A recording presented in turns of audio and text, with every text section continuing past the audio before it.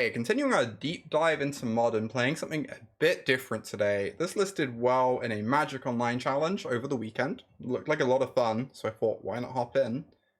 Basically, artifact mid-range, I guess you would call it.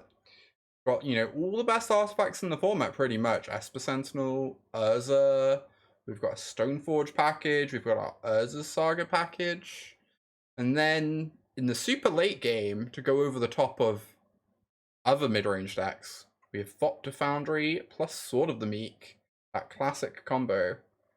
So, very excited to play this one. Only just realized exactly now that this is 61 cards. Starting to question my deck choices, but I'm sure it'll be a lot of fun. I'm excited. Melody Willow, thank you so much for the 20-month resub. And that Sleepy Kitten resubscription. Oh yeah, appreciate you. If I read this, I'm cute. Hey, wait, Manny. The vicious attack. Yeah, this seems fun. I haven't played Urza in Modern in far too long. I really, really love playing with this card. I played a lot of Urza when Astrolabe and Mopo were legal. Yeah, this is the challenge list, so I assume they must have been on 61 as well. Either that or I made an error when I copied it, but whatever, we're here now. Ooh, great hand. We have Esper Sentinel into Urza's Saga. Definitely keeping.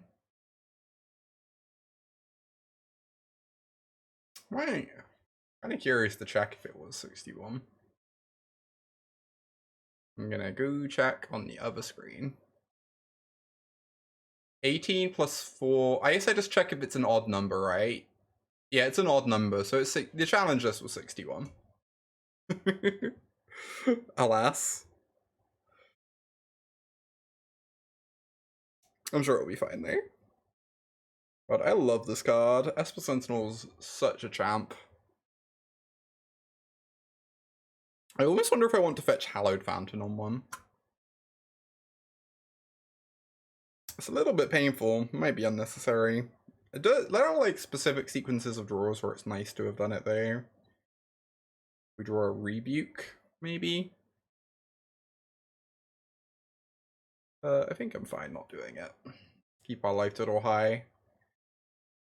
I sometimes wonder if I respect burn too much. Just like, I feel like I play out basics more aggressively than most people. I'm just always terrified. I don't know, y'all. I'm always terrified of burn.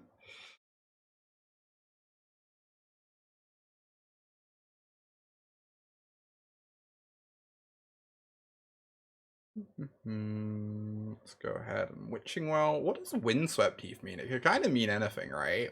Anything other than creativity. Ooh, Urza. You don't say. Is that something that would actually stop me from Urza Sagaing next turn? 4 cards are from 2020 plus 2 lands. Yep. That sure is magic.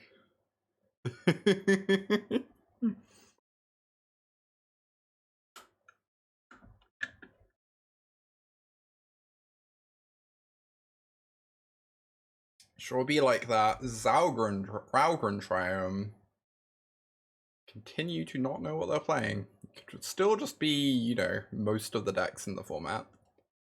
Guess I'm leaning elementals at the moment off of Windswept Heath. Windswept Heath, no companion. Probably gonna go Ren minus, let me draw a card. Modern Horizons, Block Constructed. Yup. That really do be the format.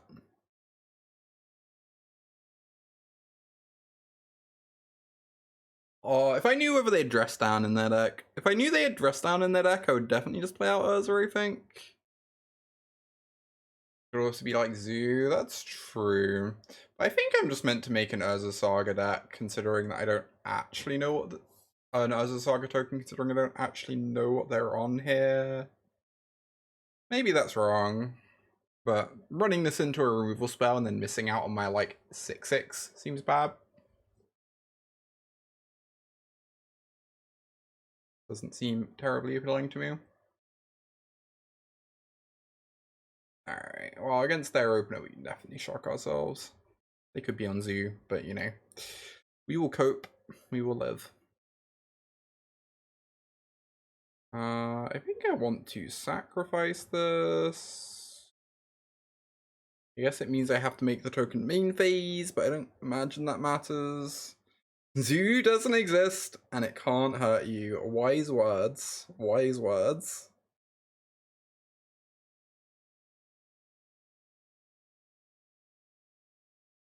Make a token, hold open rebuke. That sounds gas.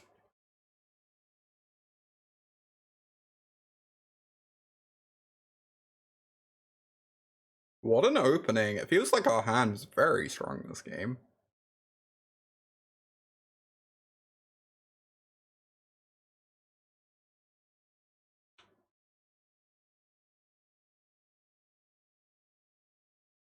Cavern of Souls, fucking rude. I'm gonna play a Risen Reef and I'm gonna feel very sad that I just, like, can't interact with it. You may have played Zoo at an Axion event and didn't drop a game. Wow, that's amazing. Zoo is one of those games that decks I can't figure out. Because on paper, it does not look very good to me, but it keeps, this win percentage recently has been really high. Like, kind of staggering, honestly. It's like, I don't know what to make of this, you know? I don't know what to make of this.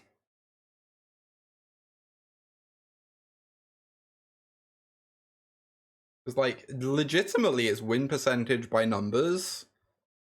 Every single time we get data for the last, like, few months has been unreal.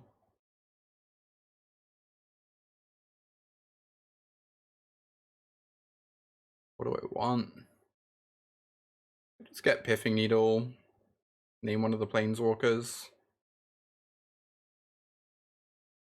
Or get Relic and we can cycle it to dig for our land, because I really do want to cast this Urza soon.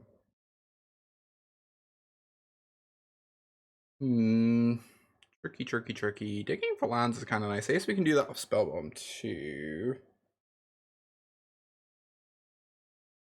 Yeah, stopping Tef Bounce sounds very nice. That's true. Let's just do that. Let's just do that. Stop Teferi, Time Traveler, Destroyer of Fun, Ruiner of Games.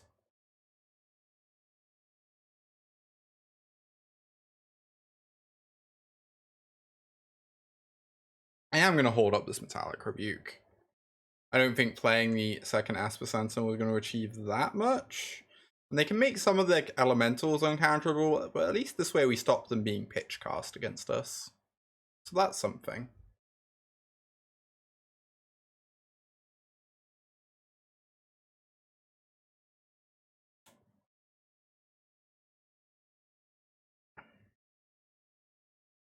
Having a Soul is looking great here, though.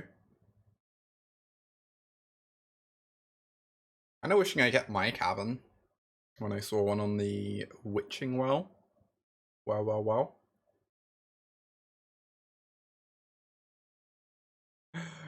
Couldn't tell you, Bubble Tea. Haven't the foggiest.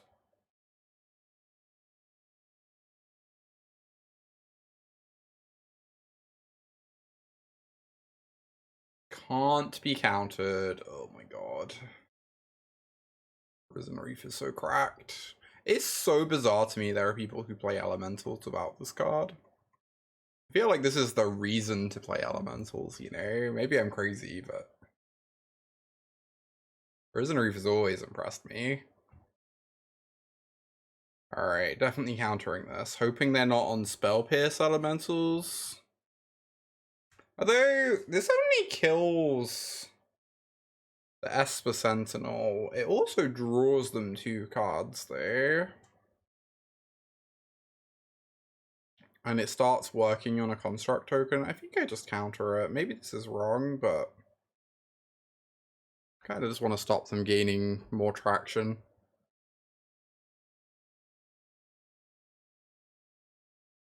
Oh, they are on a Spell Pierce list. Oh, they're on a they have a Leyline Binding. Okay, we get to draw a card there. Spell Pierce Elemental and MH3. That would be hilarious there. They're going after the needle. Interesting. Interesting. They have a time traveler in hand. Oh, I can't play this as at this time.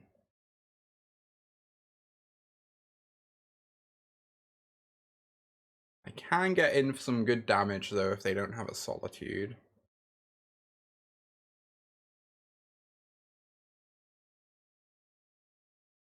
Maybe force a chump block here.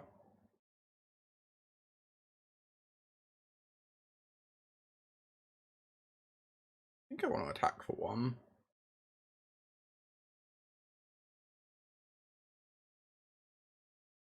Okay, get rid of one of the reefs. Oh, we're trading for a sentinel. I'm super happy with this trade, actually.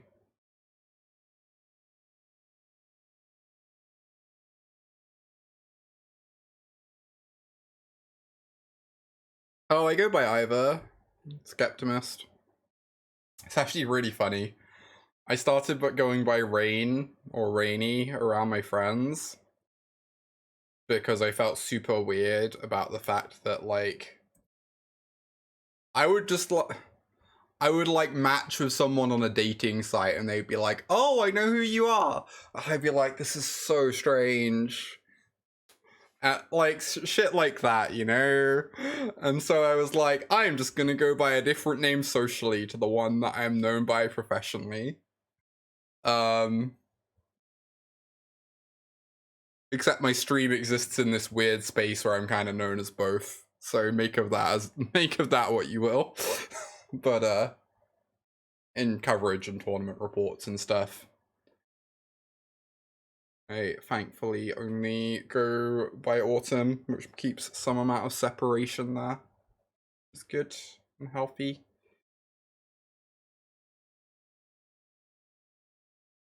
The mortifying ordeal of being known, but like actually.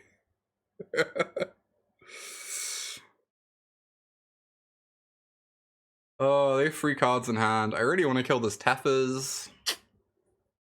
I also want to like Urza. I guess I can just Smith this turn.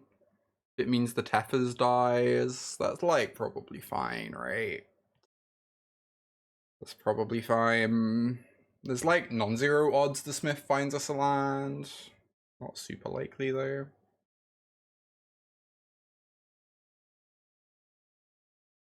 Also sets up more artifacts. So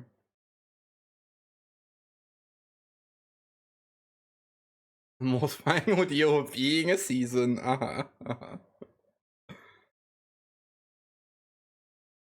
Yeah, whatever helps me keep being me. Hell yeah. I don't know. It's all a bit strange and weird, but I don't run into as many people who've never met me before who recognize me based on my name now, so that's nice.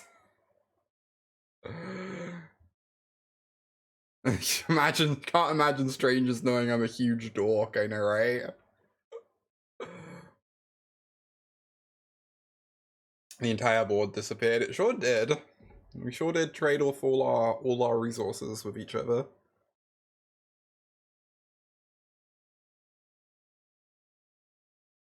This has been a kind of a fun game, being grinding here. Yeah, they should have at least a minute of thinking I'm not a dork before they fill in the gaps.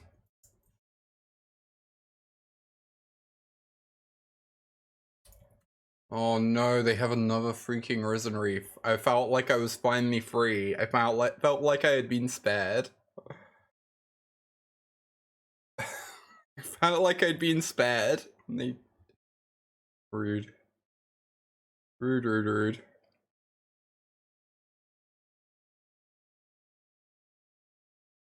Oh no, my Sentinel.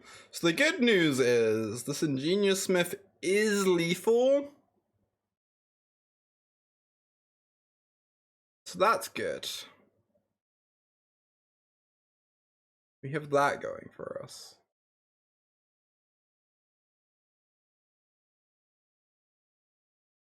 No. Oh, this turns off the Springleaf Drum too. This is really bad for me, actually. I need a land off the top, like, yesterday. Come on, deck. Come on, please. Really regret scrying that stupid cavern to the bottom. Okay, that was a very good draw.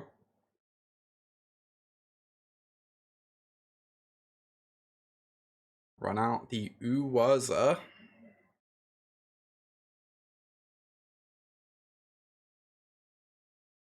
Run out the Shadow Spear, and then I can crack this to draw 2 cards in that turn.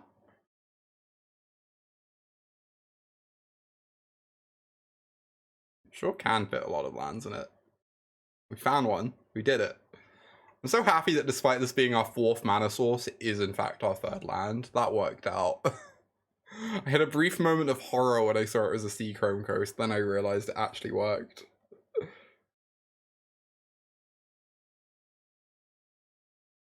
Wait, does that work? Huh. I'm gonna be honest, I've not played with Portable Hall enough. Did not realize that. Also don't super care about them getting a land back though, so I guess it could be worse.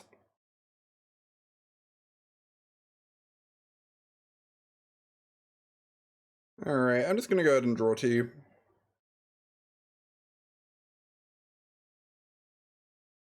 Freezing.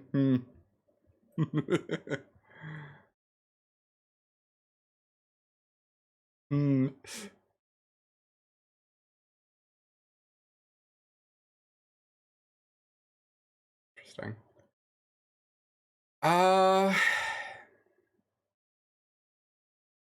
Obviously I should have done this already.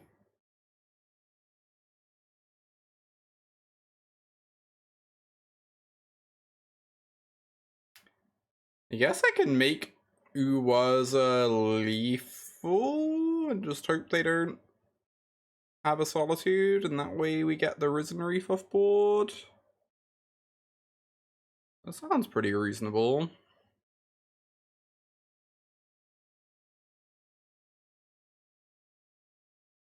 Oh, could I just cast Caldera? Oops.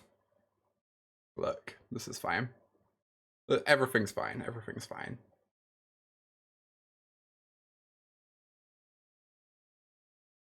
Just watching excellent play every single turn of the game. I'm making no mistakes, y'all. Don't know what you're talking about. At least he makes a golem. Sure does. Maybe I should have just done that. Just make a 3 mana golem. Cast Caldera? Didn't need to. What on earth? What a card. Tap Bridge for blue with Urza. You sure can. Shit.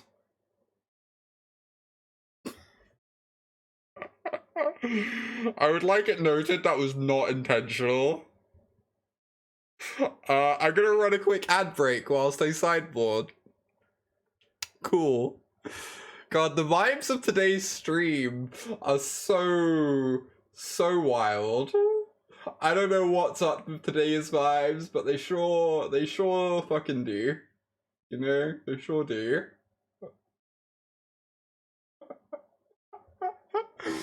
Oh, sort of Fire and Ice actually seems pretty dope though.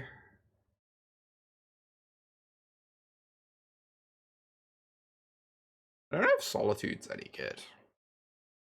Seems like fine, but not really what we're looking to do.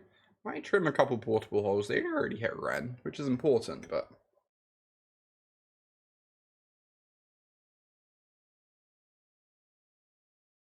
It's just too much for me. Yeah, it really is, Manny. Yeah, we're not... Opponent... This is the, you know in paper you shuffle your sideboard in sometimes? When you want to be super serious, and it means people don't know how many cards you boarded in. Oh, I need to have 61 cards. I sure fucking do. Yeah, I sure do, don't I?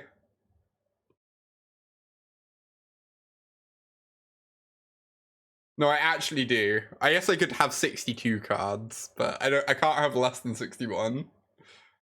Forecast or Fort Monitor, quite possibly. Need is a word for it, yeah.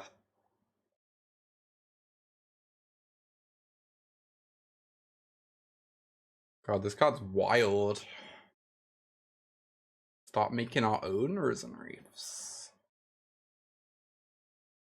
Whatever, this can't be that bad. Still feels like we might have too many portable holes, if there is such a thing.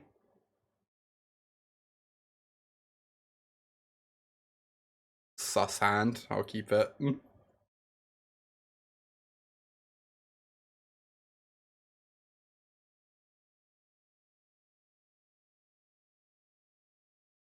Slightly less sus now. Turn 3 Urza is, as the kids say, pog.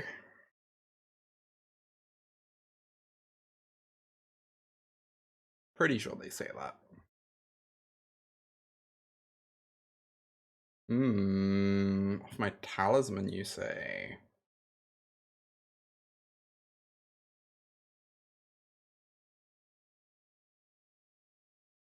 Yeah, I assume we name human.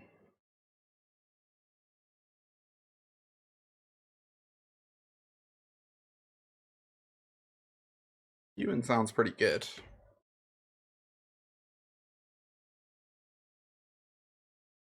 They have a really strange mana opening here. Their hand must be very land-light for this to be their opening, right?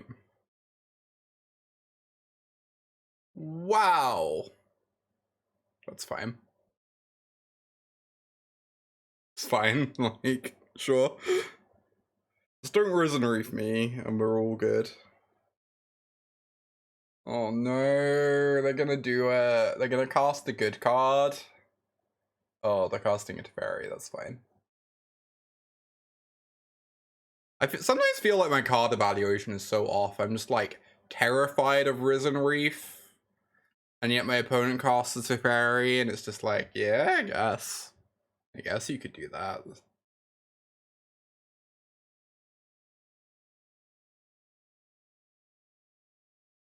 If you really want to. We are going to draw exclusively metallic rebukes now, mind, but that is what it is.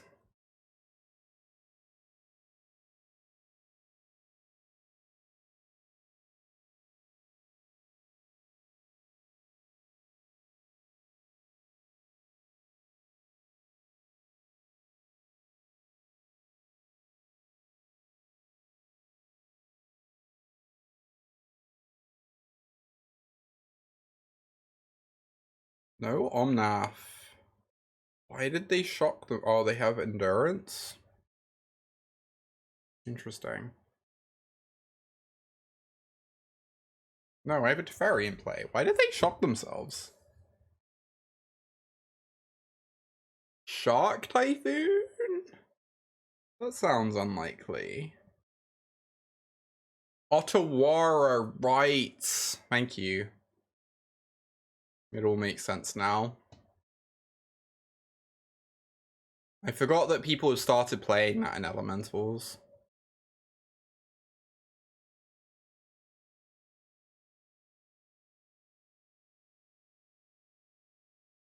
I guess they've been doing that for a while, but I never did it when I was playing Elementals. I always felt like monocolored lands that weren't basics had a really high cost to them.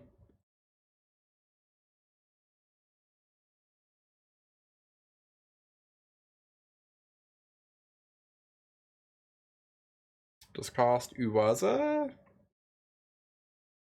And just like running head first into whatchamacallit, Solitude or whatever, but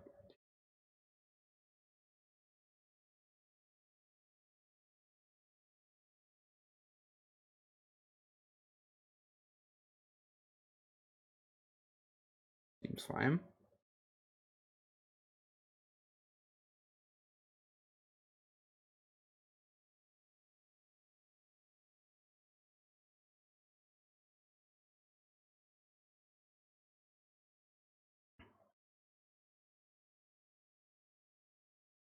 No, why? Oh, they have the good card.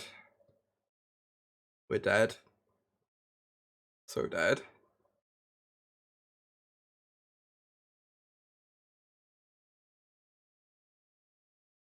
It's really awkward that I just have no way to kill Risen Reef in my deck.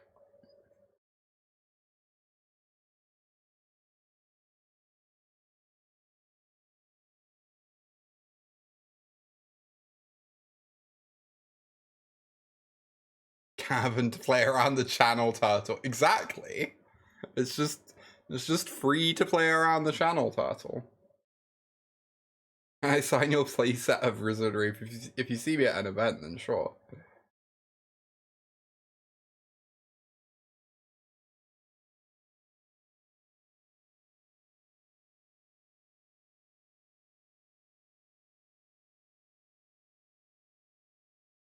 We have a turtle in the channel.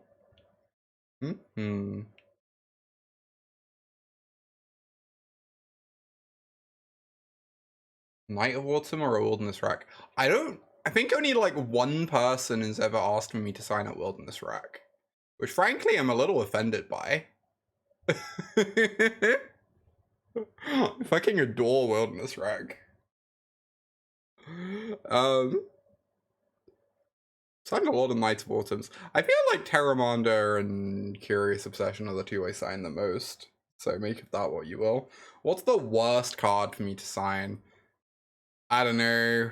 Pharaoh Hero of Dominaria. Probably Teferi Hero of Dominaria. That card lost me a lot of money.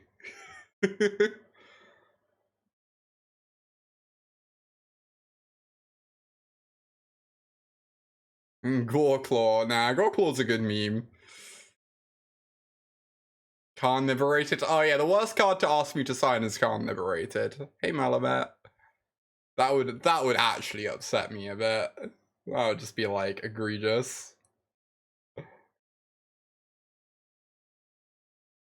Manny will remember this. Hogak, yeah.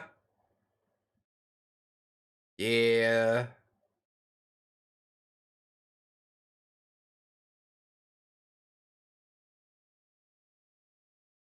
Have some rough feelings about Hogak too, I guess.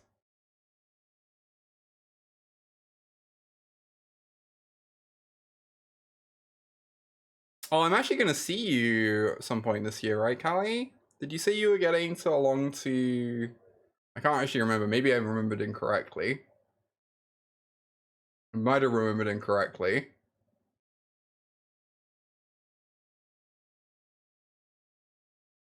I feel like you said you were considering Vegas.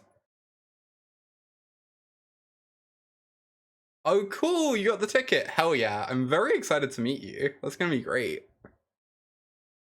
Excited to have another like server meetup at some point too. The last couple of those I've run have just been like so great. Made me so happy. They tend to be like pretty small, like just 6 or 7 people, but they've just been a blast. Getting to meet everyone.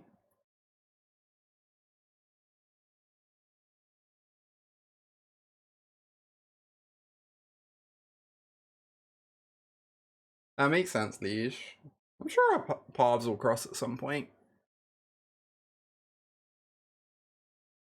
Asking people to sign the most off-brand cards. Yep. Wow, they're not killing the Urza. Interesting. I mean, this is pretty good too, I guess. Oh, cool. I hope to see you there, Celeste. What's the best card of a rat to ask me to sign? Probably Pack Rat? Probably Pack Rat. It would not be weird at all, Manny. I've had people do that before.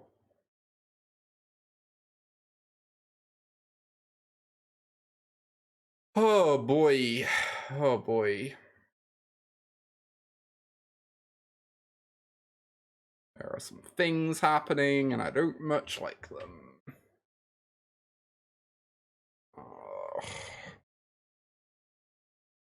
What am I meant to do?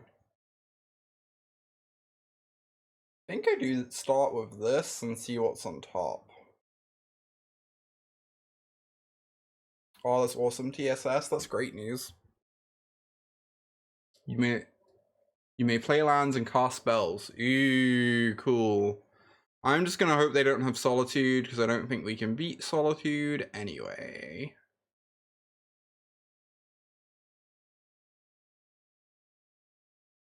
Fuck.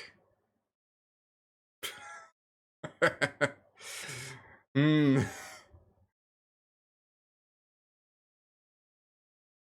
What is this? Oh, right. Funny. Alright.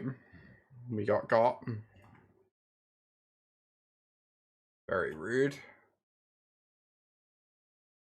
I did not write that, but that was on a forest, I believe.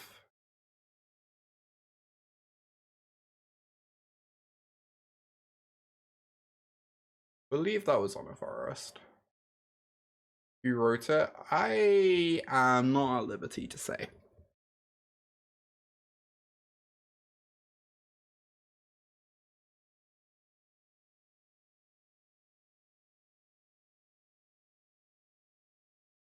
Alright, it seems like this one's pretty over. Them having that Risen Reef was so good for them. It's like very hard for us to beat that card.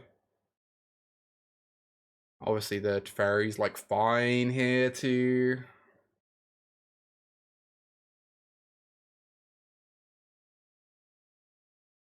Six, 7, 8, 9, 10. So I can like Caldra, bash it to Teferi. I guess that's the plan. It lets them know that I have Stoneforge in my deck, but I feel like that's pretty implied anyway. Playset of Grotturfs, as in would I sign it? Of course.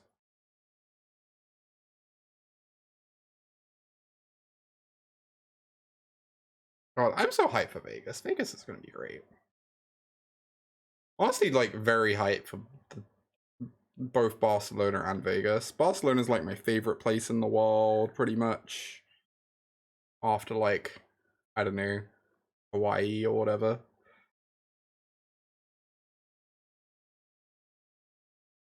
Get to go there with the boy wife, which is excellent.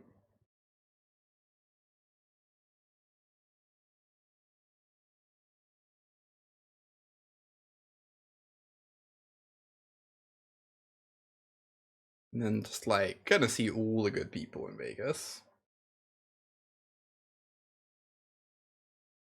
Boy wife travels, indeed. I was like, you know what? I won some money in Minneapolis. I might as well.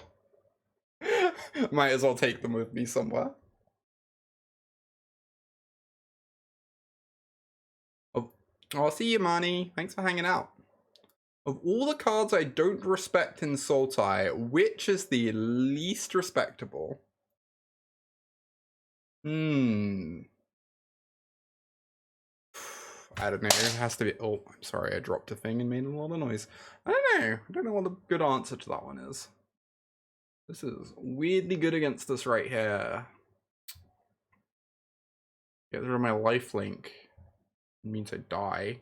That doesn't mean I die. I can net assist and then have 2 blockers back, right? I guess that's the plan. Call it a plan. 4/4. It's going to become a 3/3. Vomit. I mean, if they have anything, we die anyway, so whatever. Whatever.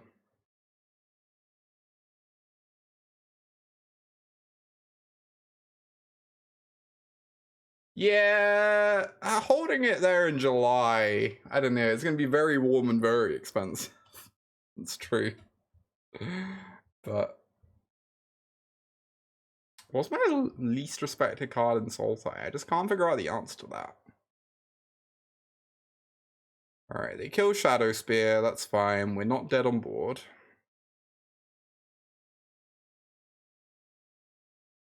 Hmm. Hmm. Sure. Game free. Portable Hole looks so trash. Maybe I just need Solitudes. Maybe I'm just fine casting a Solitude if it means they don't have a Risen Reef.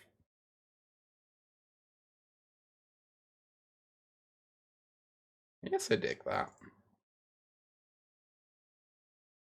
We just, like, need to answer Risen Reef. That card is so unbeatable. Yes, I'm keeping this incredibly mediocre hand.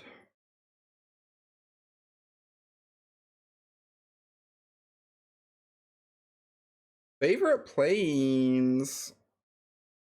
I really love the windmill planes. The, like, I think, like, the Dutch one, I think it is. The windmill planes is A+.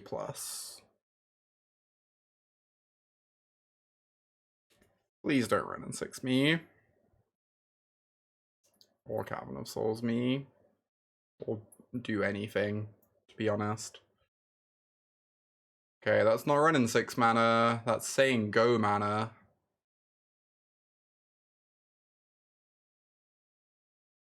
Esper Sentinel. Guess I meant to cast this. Yeah, they can't Leyline Binding it, so it actually does get to cast Rebuke. They go for a Force of Vigor, it's pretty obnoxious, but still like a 2-for-1 for us. Cool. Yeah, the Windmill Plane's definitely up there. I can't think of any others that would top that. My favorite non-$70 planes. That would take more thought. I really love, there's an artist who did the original full art Zendika lands, who did a cycle for them, and they're, like, genuinely incredible.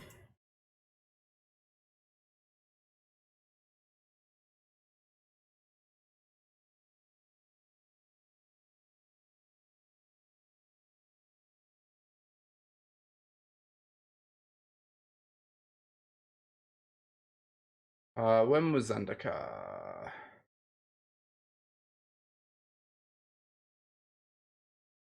This is the one. Yeah, I really love this planes. This plane is gorgeous.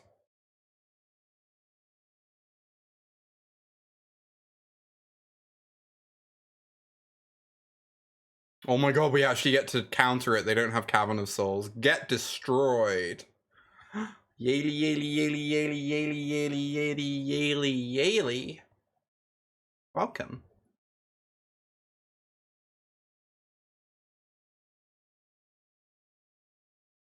Alright, we're gonna make the most sus play ever and just say go without attacking them for one.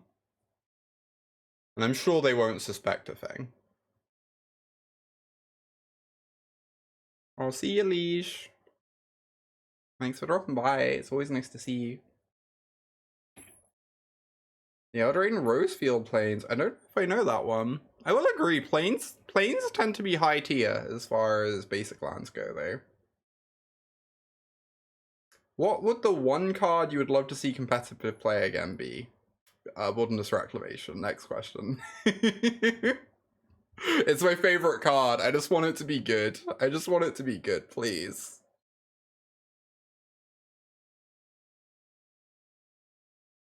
Is it so much to ask that Wilderness Reclamation just be the best card in Modern? Is that so unreasonable?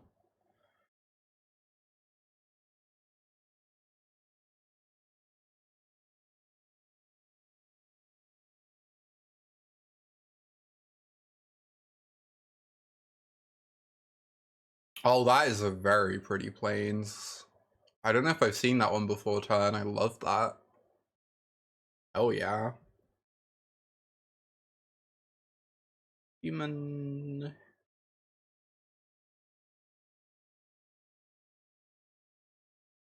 Hey, my Urza.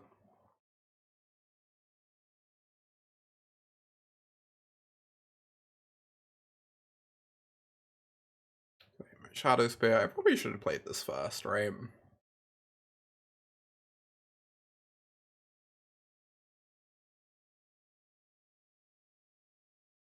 Oh, I could equip it onto the Sentinel. Oh, I could make the Sentinel really large, or I could just make it a 2/2, and that's good too. Could make. I lose my germ is the thing. I kind of want them to have to waste a removal spell on the germ. And 2/2 Sentinel's still pretty good.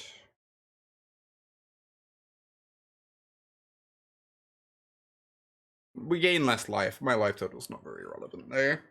They're either gonna go over the top of us and stabilize and go over the top of us, or we're gonna win. Like, life total's kind of irrelevant here.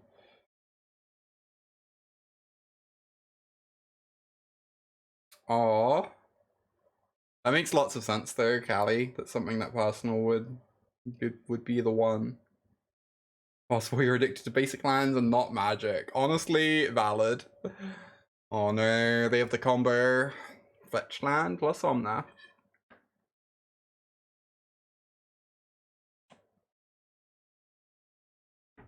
I know, we have some good stuff going on here, but obviously if there's a way back in this for them, this is how it begins.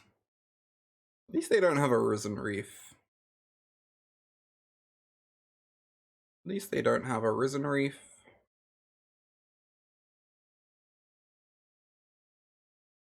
We have some like pretty good attackers. Oh my god. Phenomenal draw. They're gonna gain some life sadly, but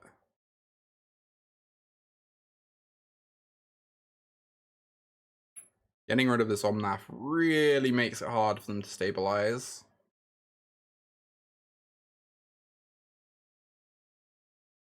What's my favorite playstyle?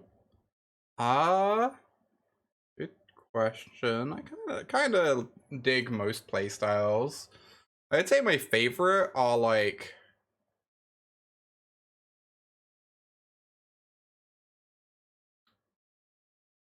I'm very drawn to certain types of control deck. I'm not sure how to express the difference.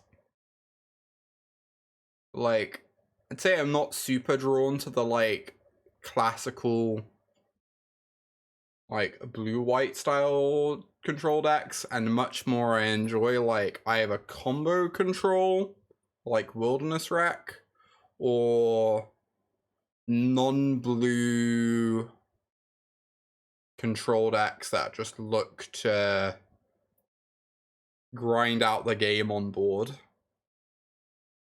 I don't know if that makes sense. I think I'm meant to block here. This is a really interesting attack. I guess I'm gonna block. I hope they don't have Supreme Verdict.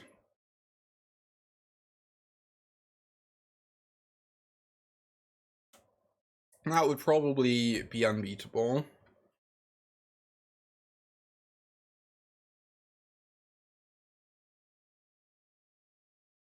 I don't know, mostly I just kind of find decks that vibe with me though, and it's like very hard to rationalize why some do and some don't.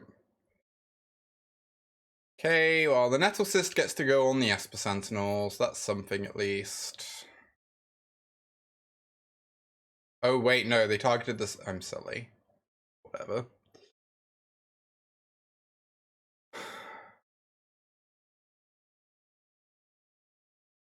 Oh yeah, that match was crazy, right? Against PvE. That match was so ridiculous. I can't believe I won it.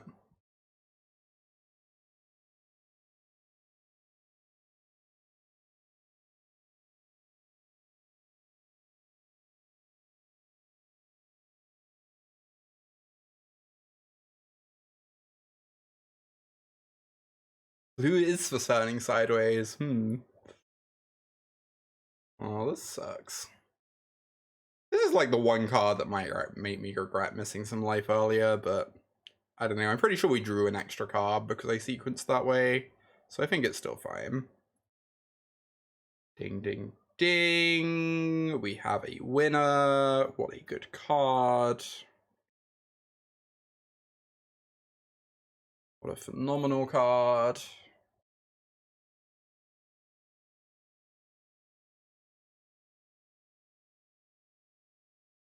I feel like 3 of these are valid options. I genuinely have no clue what to get here. We can almost cast Caldra. Caldra's pretty close to lethal.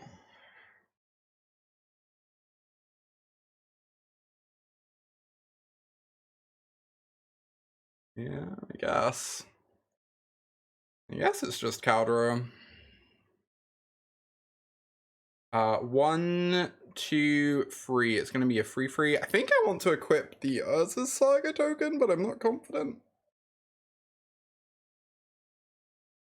My tour through Modern has been very enjoyable. Glad you're enjoying it. At some point I'm probably gonna get boring and just play lots of coffers. But the time being I'm trying to mix it up a little bit.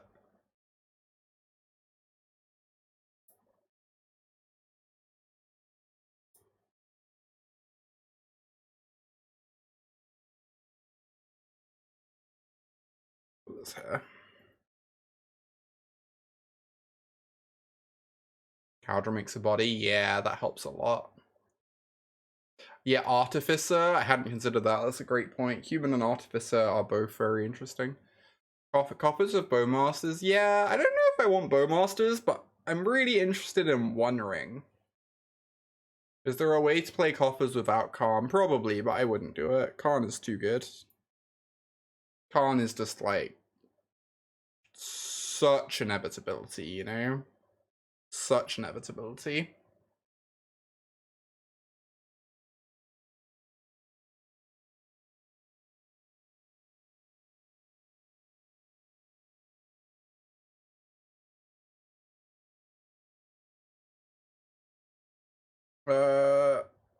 Try and use they for opponents we don't know, but yeah, it's hard for them to grind through this Caldra for sure. One Ring and Shouldered, yeah, I was thinking that you have shoulder. I don't know if I would main deck Shouldereds. Maybe it's fine too. Definitely some number of Shouldereds with One Ring, like board in the Shoulders or something. Seems very interesting to me. Spellbomb and GG, yeah, I don't really want to put Fury back in their hand. Maybe that's silly.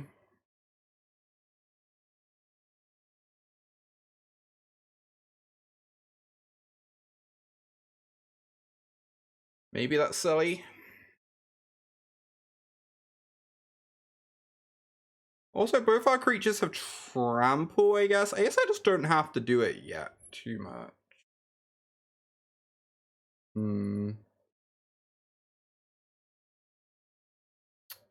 Yeah.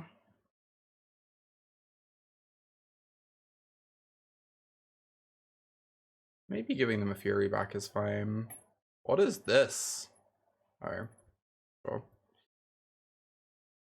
Get rid of the Caldra token. I'm glad we didn't bounce their thing already. We gain a bunch of life. Continue to be unkillable. Ben Howard. Oh, I haven't heard of Ben Howard. That's cool though. Exciting. Alright, I guess we're gonna trade these, and that's acceptable.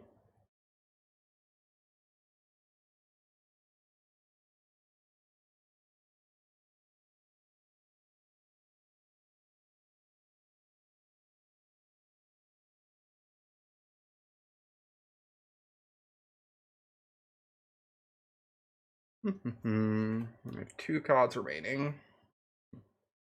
We have all the things we could ever want. God, Urza Saga is so cracked.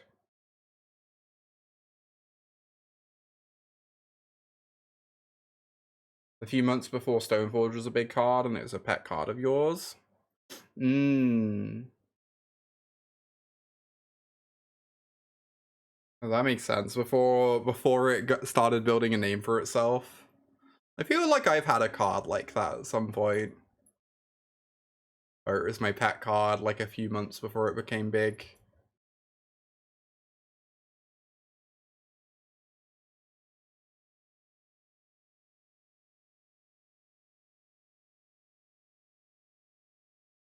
Kind of just want to hold on to this to save my Stoneforge if they ever try and kill it. Oh my fucking god, this is a banger.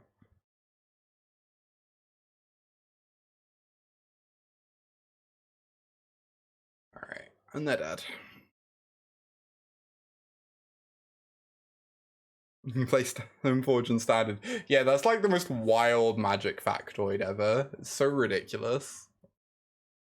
Alright, we won our first match and it only took an hour. So go us, I guess. I'm gonna run a quick ad break and then we'll hop into the next round in a second.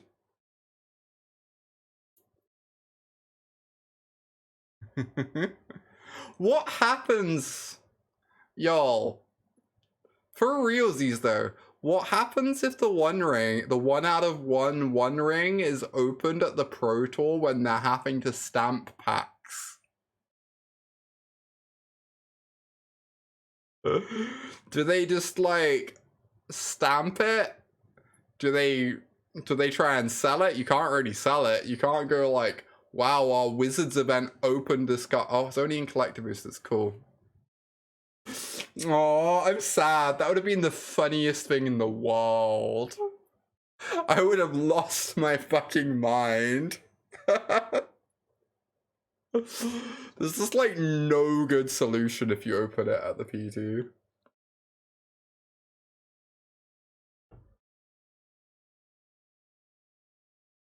Opponent's last seen on Yawgmoth. Yawgmoth seems like a horrifying matchup for this deck. I guess we have portable holes.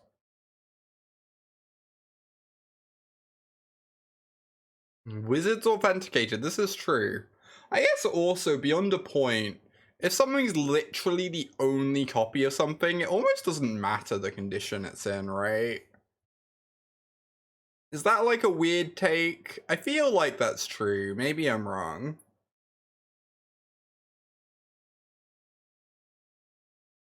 Like, literal only copy in the world? Can you really complain about the condition?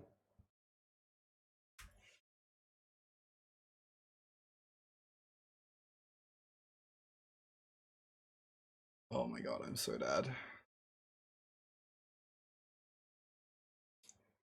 They have 3 spells in hand. They probably have Cord too if they kept this hand. I consider this over Hammer for the PT. I don't know. I'm not really considering Hammer for the PT is the thing. I don't know if I would consider this or not.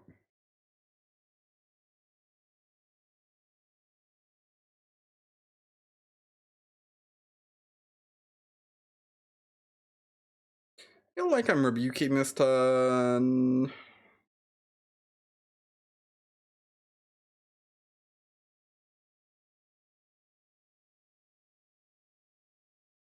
Does portable hold a Wall of Roots? Have our rebuke open. God is very good. Maybe it's very good in limited. I don't know. I've not played with it in limited. I'm a little bit skeptical, but maybe. Maybe it's just great. Alright, this is fine. We just portable hold this, right? Ooh.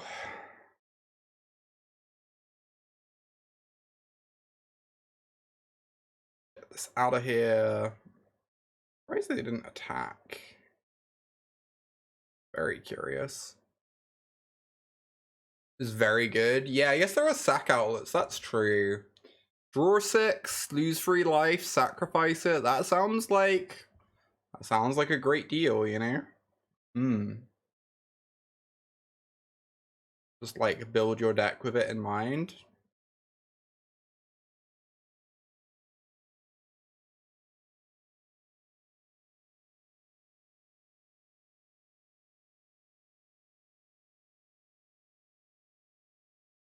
Yeah, fog your opponent's attack. That's a great point.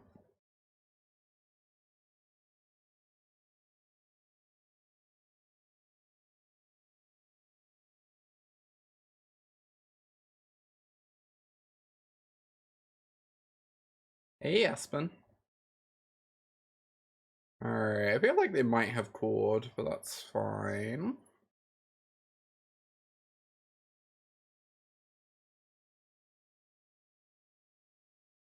Oh, Urza, you say? I think I'll cast that next turn. I'm pretty happy just making another Saga token here and like murdering my opponent. Pithing Needle on Yorg? Yeah, Needle for Yorg sounds great, doesn't it? It's Fran Physician. Cool.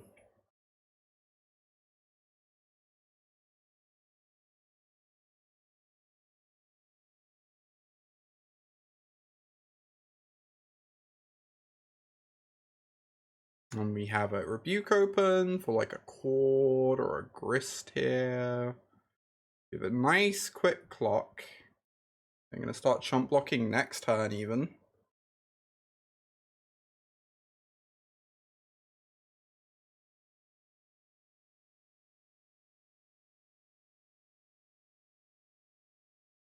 Ugh. Fucking rude. That's fine.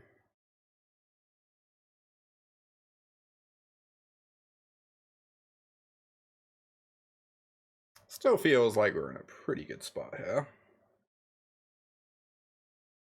Like, gonna do a number on their life total as well, right? I feel like I should counter this. Wow. Oh, Esper Sentinel. Oh, Esper Sentinel. I feel like I should counter this.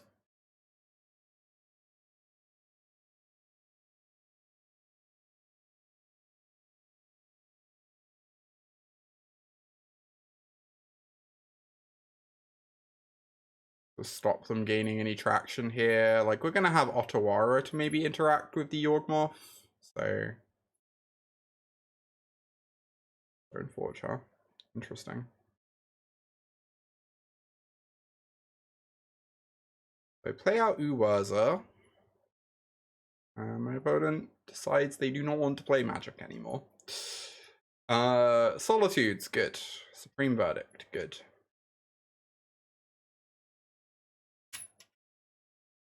Sophie seems pretty bad. Wear seems pretty bad. Yeah, I assume these are the cards we're interested in. And then it's a question of what cards are bad in the matchup, which is less clear.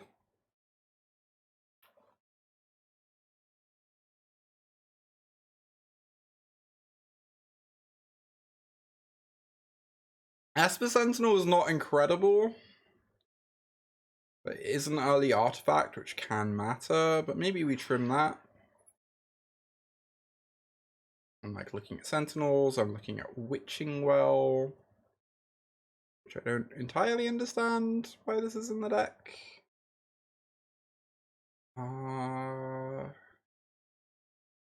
Feels like all this stuff has applications.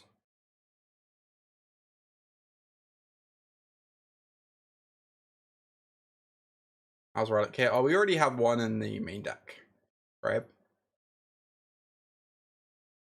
Yeah, I guess we might just cut the Sentinels. Like, they already don't have that many things that trigger it, right? I'm gonna take a look at a list a second.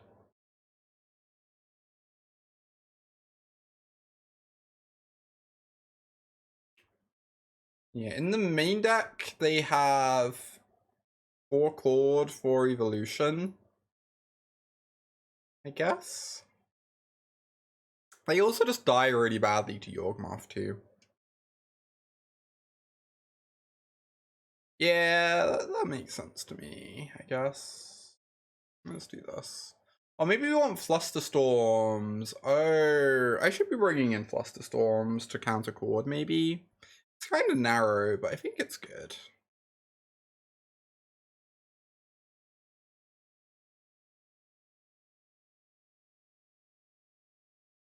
Just stop them finding the good card.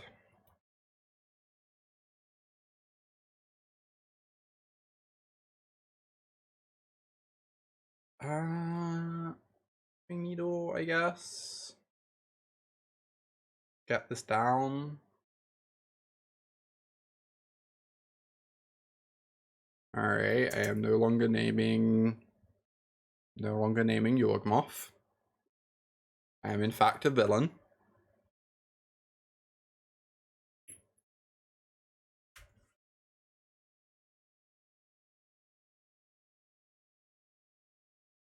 No! Oh, they got me!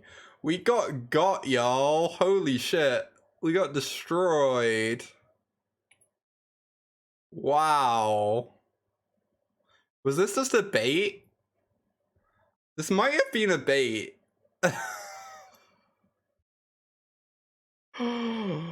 Oh my god. It might have actually been a bait. If so, well played.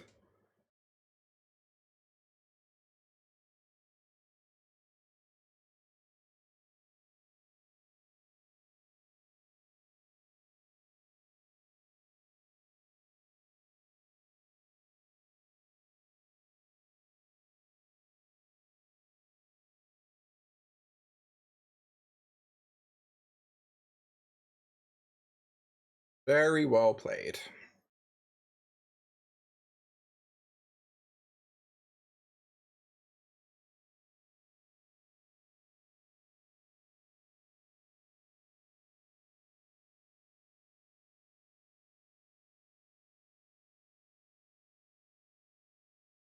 Anyway, let the Caldra beats commence.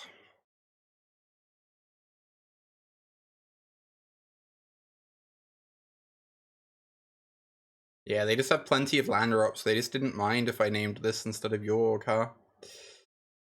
It really do be like that.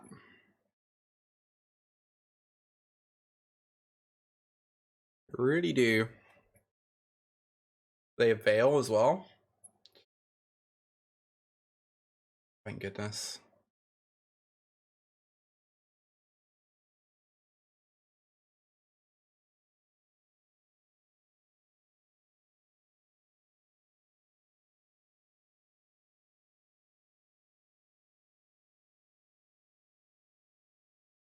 Do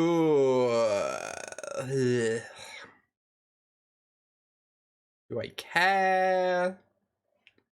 I don't think I care. We've already got something killing them, so we don't need the Urza Saga.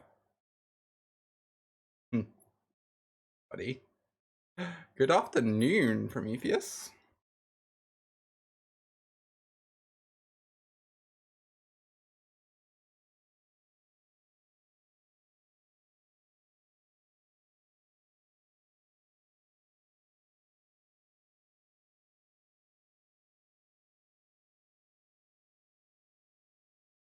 Not equipping Shadow Spear looks a bit sus.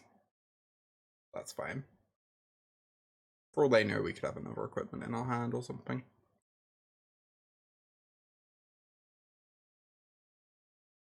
There's that Misty. Wow, what? This is something they play?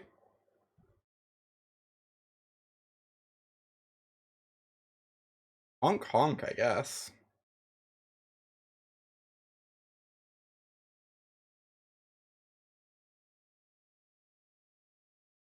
Another Force of Vigor. Oh, Accord.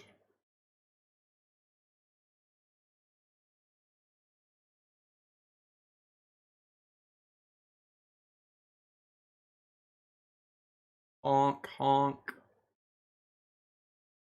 I'm glad Gilded Goose is going to be seeing a bit more play soon.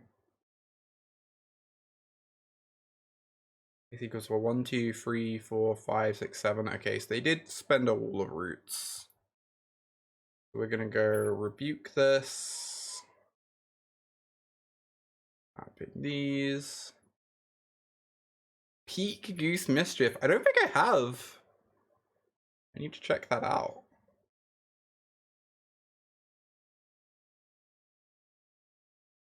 Interesting draw.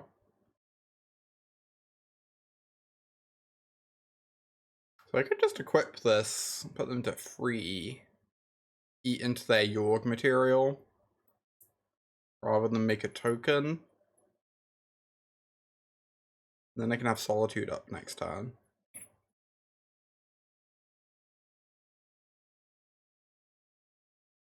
Oh my god, what a good fucking goose. Oh, I love this. Look at this, y'all. Look at this goose. Have you ever seen a goose so happy in your life? It's got a carrot. It's made some people angry at it. It's living its best life, really. It really is. I think I'm just going to make a token and not get too cute here.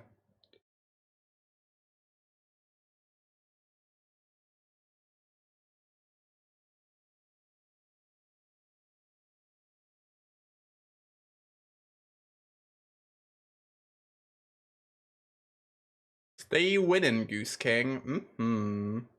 It's a beautiful day in the Shire. Yup. Hey, cat.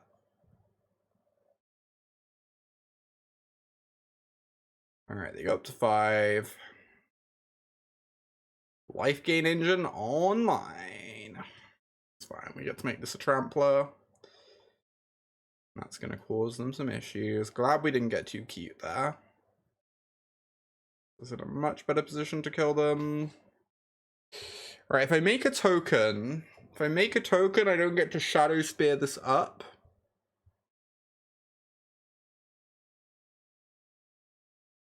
I instead get to, like, portable hold a goose. They go to 8.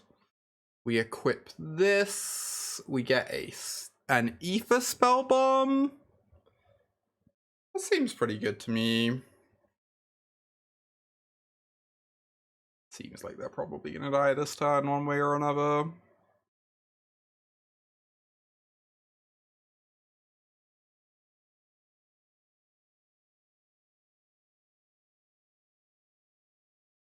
At least a 1/3 of trample. What a spectacular goose. Seems like they're probably gonna die this turn.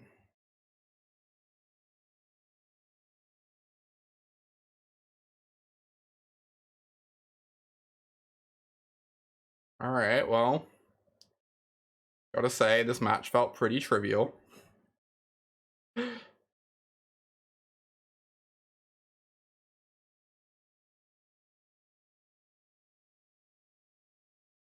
Wonder decks are all new art, really? Oh, I might need to check some of them out. Take a look.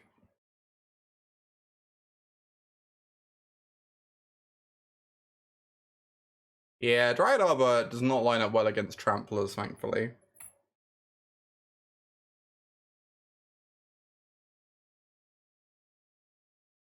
Alright. Well, 2-0. Deck's doing great. I'm gonna run a quick ad break to make sure we have no ads interrupting our next match. And then match 3 begins. Beating Elementals, beating York. You really do love to see it. This deck's doing great.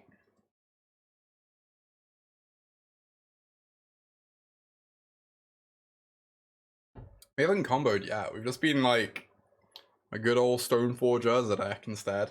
We've been drawing a lot of Metallic Rebukes too, which has been helping. That card has been a banger.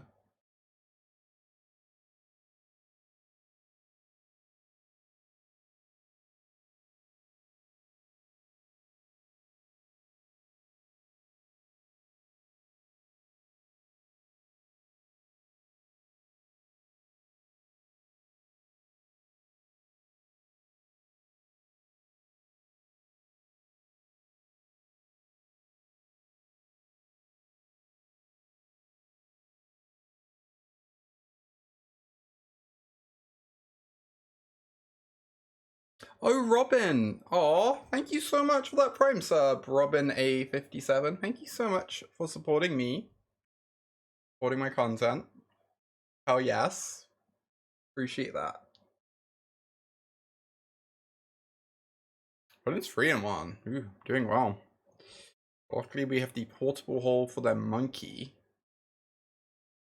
Thank you so much, Robin.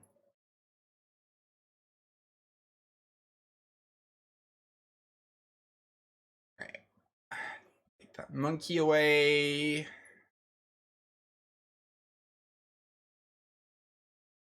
Happy to support the shenanigans. Hell yeah.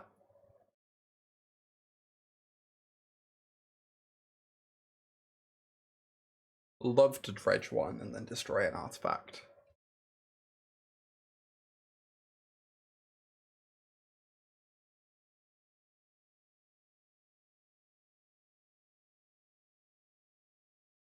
Dragon's Rage Channeler.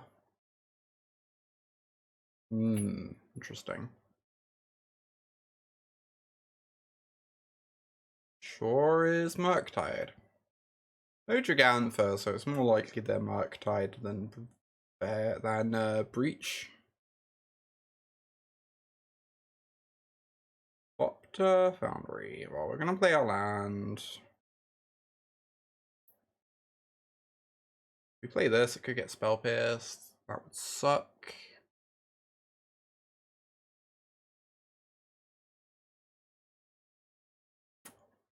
That would kind of suck. This Spring Neutron's not doing much for me. Maybe I run out this instead.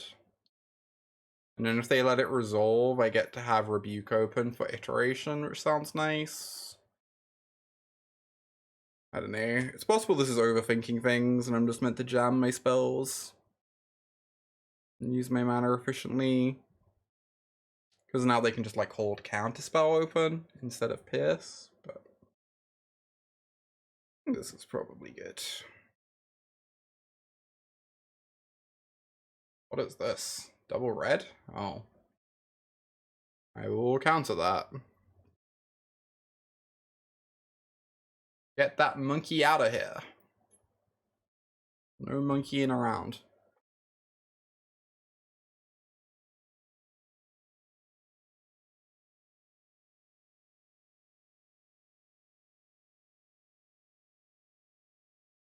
Ingenious Smith. Oh, that taps the Springleaf Drum. That's amazing.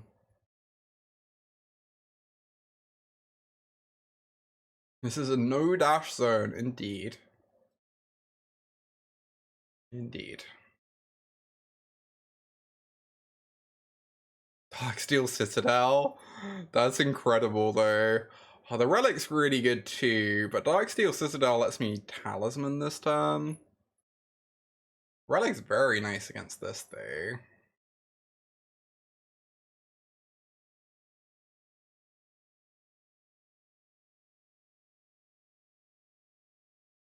Maybe a mistake. Don't really want to miss my land drop, though.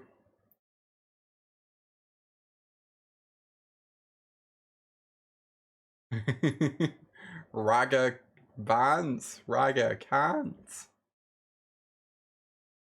Hey there, Bacon. Darksteel Citadel was never banned. It was always the other affinity pieces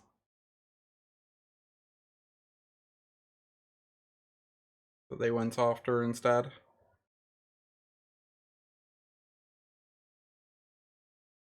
Even though they got rid of like the other artifact lands. My hair's so freaking cute. Hey, wait. Thank you. Wow is the day. Look, we had one day last week where I played the good decks, Camber. What do you want from me?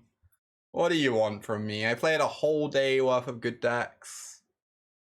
Let me enjoy wallowing in the trash. Oh. Violet, okay.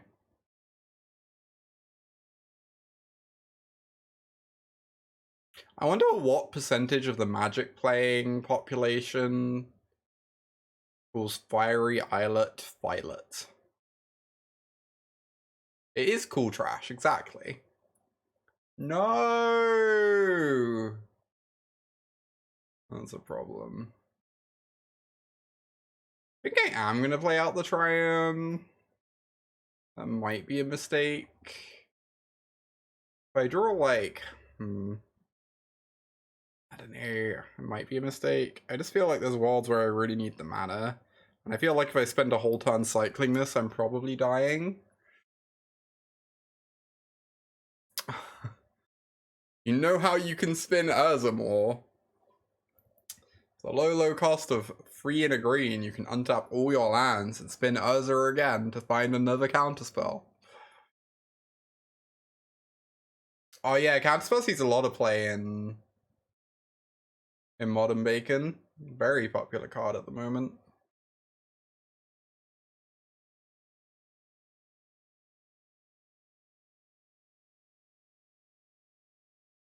Basically everyone other than me likes that card in Modern at the moment. I don't know. I just want Wilderness Wreck to be good. Is that so much to ask? What am I doing? Playing out the Foundry, saying go. Probably dying.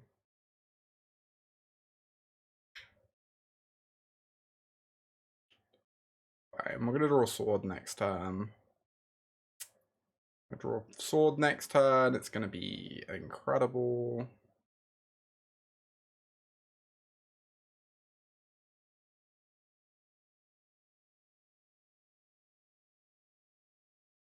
I don't really give them a monkey back.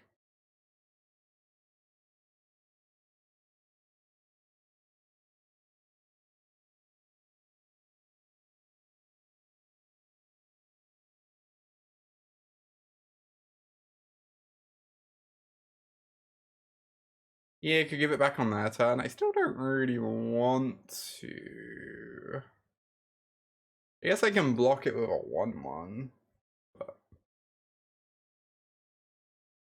sounds like a rough way to do it. Okay, they kill my Foptorino. Yeah, I just need to draw sword next turn, right? True.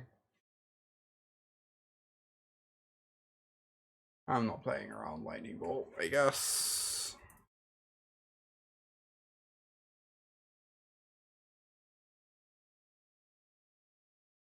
Really on a monkey on my side of the board. Ragavan is quite good, it's true. Big Raga fan. Big Raga fan. Imagine if we had a Wilderness Wreck with this swapped Foundry. Whew! That sounds powerful. I agree, Shops. We should put Wilderness Wreck in this deck.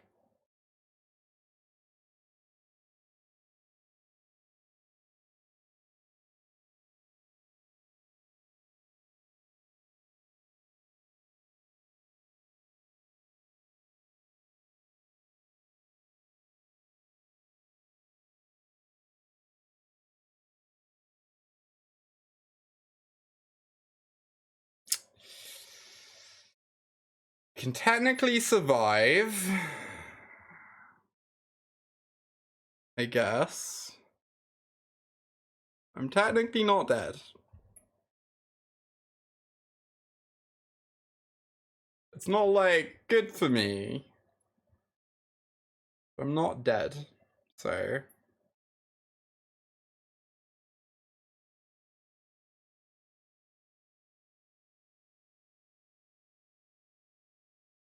dies to lightning bolt me for real.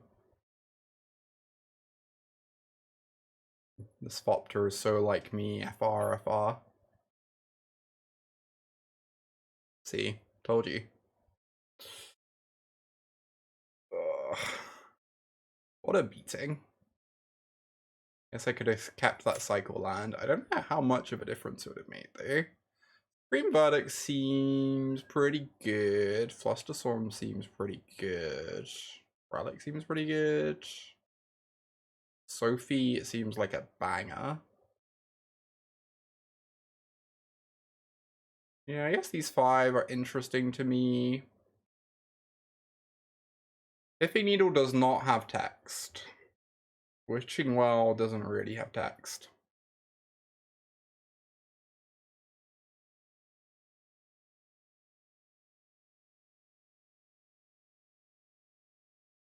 Should have drawn more Urza Saga. True. Oh, do I have to bring this in for Blood Moon? I don't think I really have room as the thing. I'm already bringing in like 5 cards. I feel like Reality Ship is a bit of a pipe dream against that deck. It's gonna be like a little bit too slow most of the time.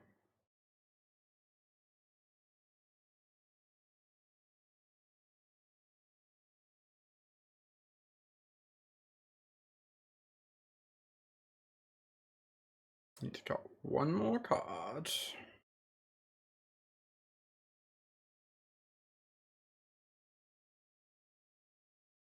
Feel like we can't really cut Caldra.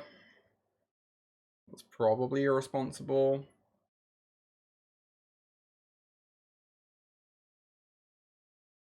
But also, it does feel like my Stoneforge Mystics are 100% to die every time.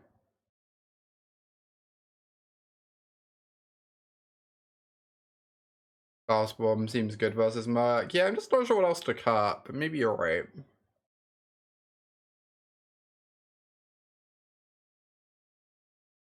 I already played so much Reclamation on stream. None of the Reclamation lists are good enough. None of the Reclamation lists feel good enough, sadly.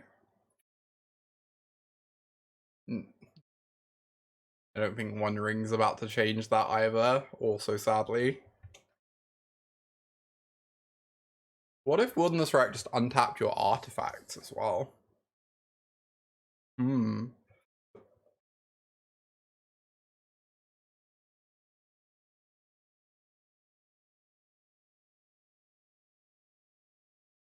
Oh, hey Sophia. I am playing Blue-White Artifacts with Stoneforge Mystic and Urza. And I am probably mulliganing this hand. Unban Arrow, they better. They better unban Arrow and Mystic Sanctuary just for me. I'm not even gonna ask them to unban like Yorion and Astrolabe. I'm not greedy. Just give me Mystic Sanctuary and Arrow back, you know? Yeah, I probably can't keep this hand. Well, I guess I'm keeping this.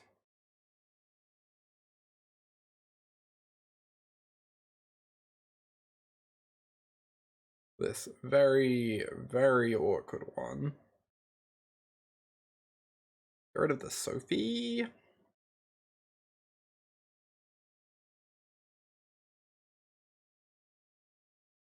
Or do I get rid of the Rebuke?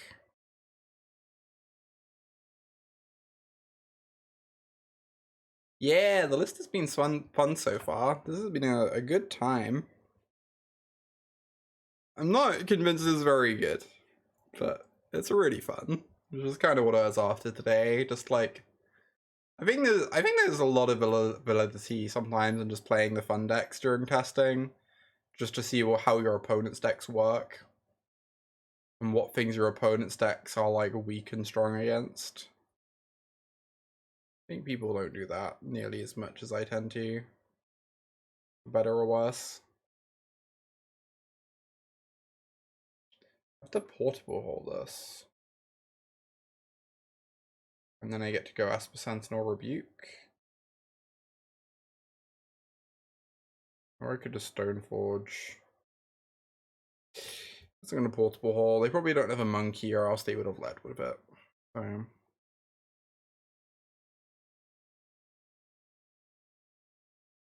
This way we'll have Rebuke up on their first iteration turn, which sounds nice.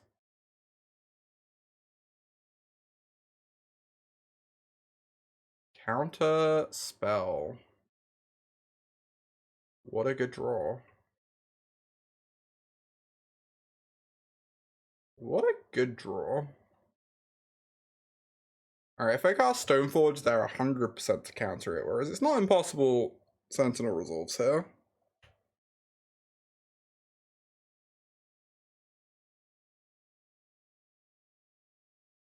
And this way I get to have my Rebuke open.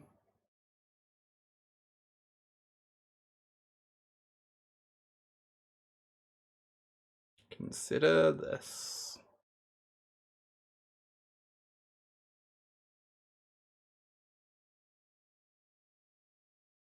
I'm pretty okay with them just like firing up a removal spell on this.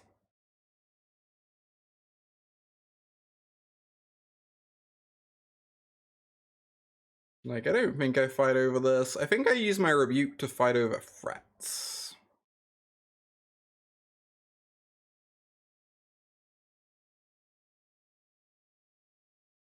Just stop them getting any traction going.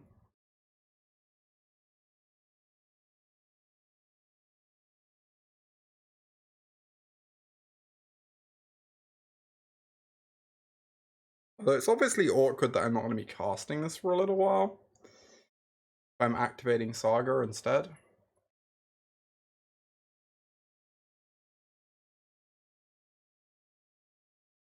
I hope they don't have Dress Down. Some people play a couple Dress Downs in the board of Murktide. Riveting gameplay, I know, right? An awkward draw. Do I want a second Saga token, or do I just want to cast an uncounterable Stoneforge? God, I really want to have these open. I could run face first into a Dress Down if I do this. I get to go get Relic, I guess. This is fine.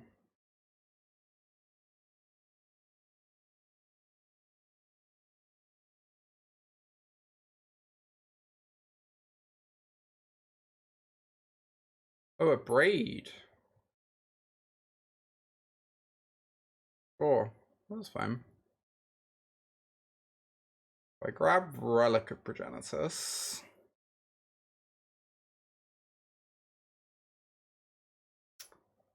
I kind of want to stop them resolving a Murktide next turn. I guess I'm just going to cycle this. Never Metallic Rebuke, yep.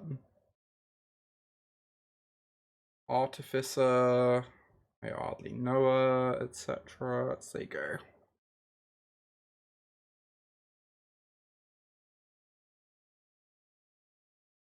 Bit of an awkward situation here. They're going to be able to play around Rebukes fairly soon. Wow, they had 0 targets left in their deck because they milled a Steam Vents. That's so funny. Oh my fucking god.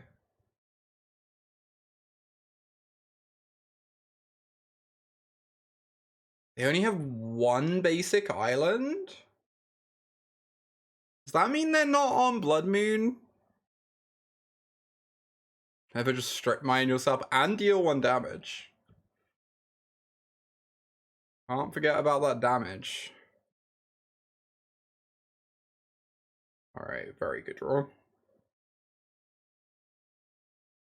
Well, they might have 2 basics in hand. That's true. Yeah, something weird like that. Alright, let's get this Stoneforge going. I don't know what we're grabbing, but...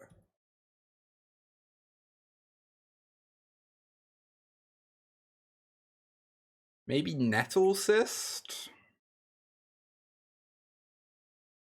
Or I could get Caldera and just fight tooth and nail over the Stoneforge. That seems like not a great idea, or an idea that's gonna work out for me. Like, obviously I could get Sophie, but I have no other... Sophie seems really good. Yeah, yes, my worry is I feel like this creature's gonna die, and then I need to still just draw more creatures. I think I'm gonna get Nettle Cyst, but maybe that's wrong. Which of us has Tooth and Nail? We have a single Tooth and Nail on our deck to hit when we spin Urza. So value Urza target. Let's see. These are on Spell Pierce, which is nice.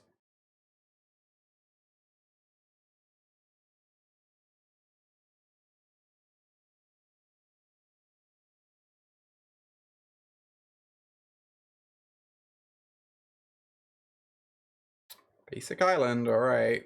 That explains it.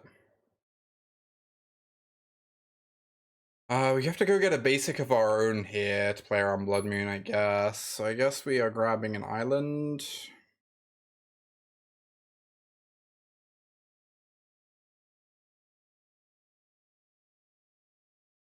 Soul Diviner. I need to look that card up, I'm gonna be honest with you. Oh, this is a really fucking funny draw, huh? This is oh, we cut ourselves a verdict by getting islands instead of plains. Whatever. This is a really funny draw. Because now they have to kill this Mystic immediately.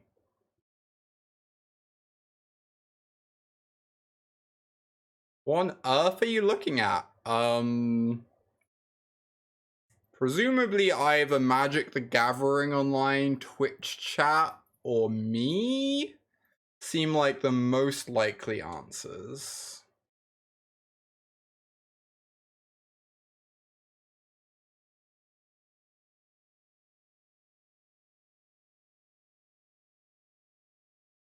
All right.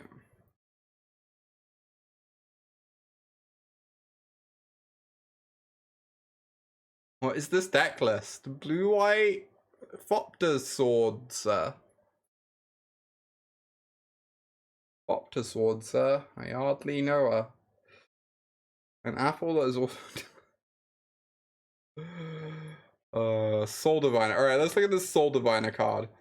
Is this gonna be like removing counters or something? Is it gonna be like a deck we played like a couple weeks ago? Oh right. That's funny. I was correct. I was correct. It was like the deck we played a couple weeks ago. Only somehow worse.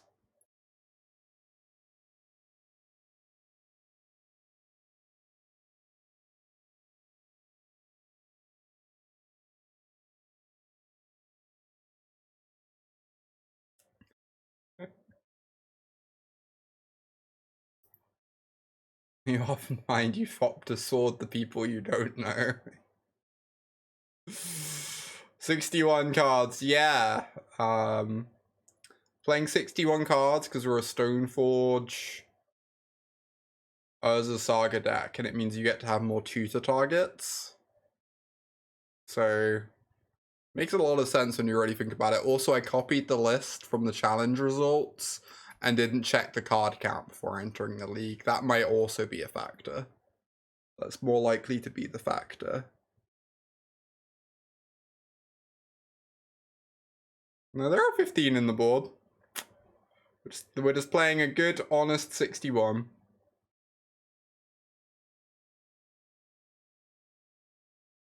Mulliganing against Murktide always feels so brutal to me. So I'm keeping this. Maybe I meant to keep Nettle Cyst over Talisman. Kind of like that this helps against Blood Moon, but we're probably 0% against Blood Moon this game regardless.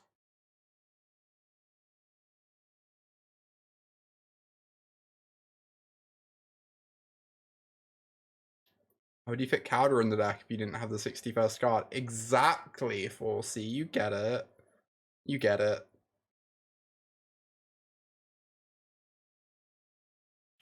Stop them getting there. Graveyard fueled, I guess.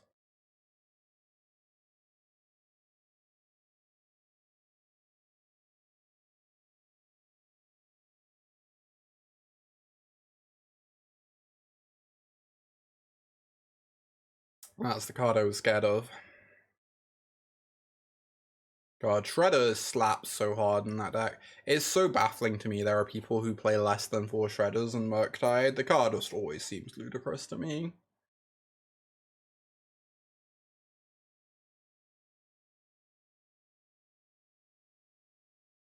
Just like one of the best things you can be doing in Murktide.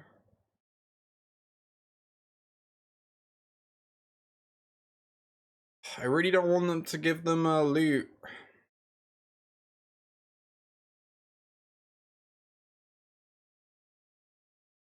So maybe this is bad.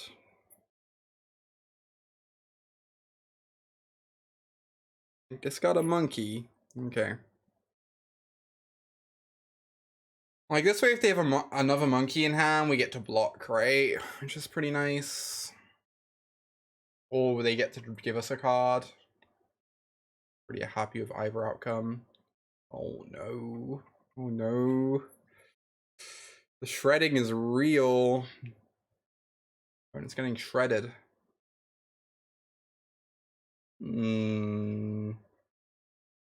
Interesting draw.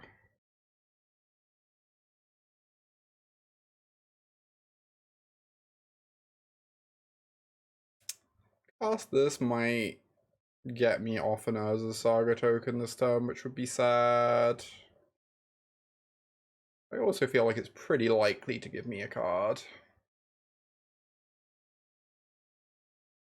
The only thing I super care about countering is Murktide anyway. They don't even have things in the yard of Murktide, so that's pretty unlikely. 2019 was 10 years ago. That's how time works.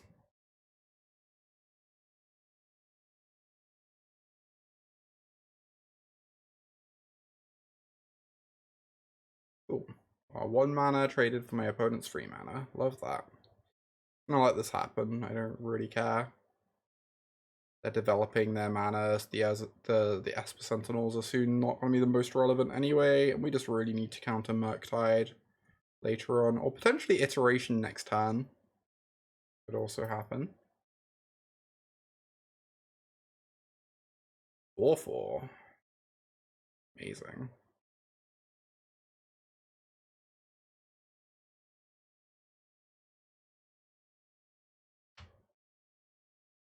Shadow Spear or Relic?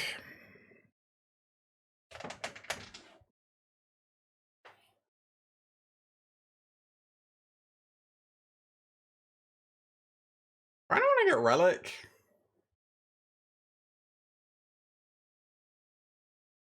Sounds pretty good to me. I don't know.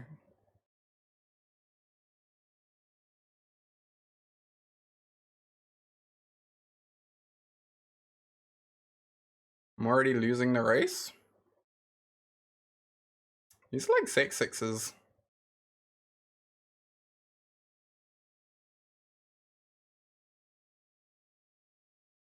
It's honestly really close. I guess if I get Shadow Spear, I could just suit up a construct this turn. Then I don't have Rebuke open. But they would have to have specifically Unholy Heat, and even that would draw me a card. We do have an uncounterable bounce spell.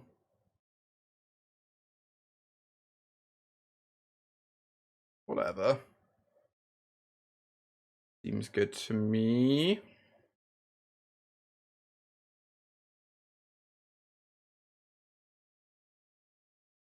Funk. Now, like, Unholy Heat doesn't kill our things.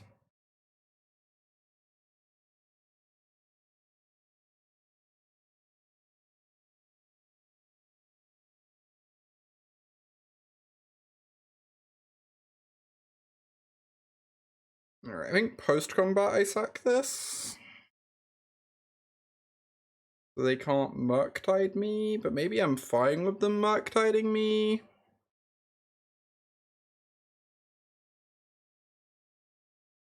I don't think they have a heat in hand. Because they probably would have killed my other Sentinel, potentially, if they did. Okay, we still have Rebuke open. Have Lethal on board.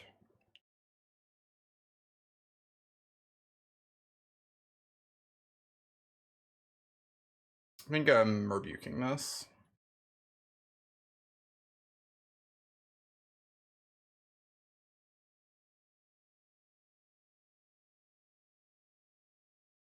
Hopefully they don't have Spell Pierce to get those Shredder loots.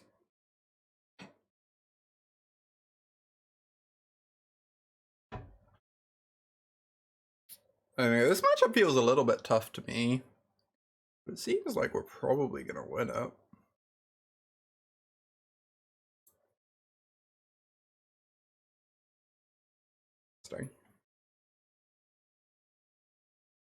Does mean they have to chump block.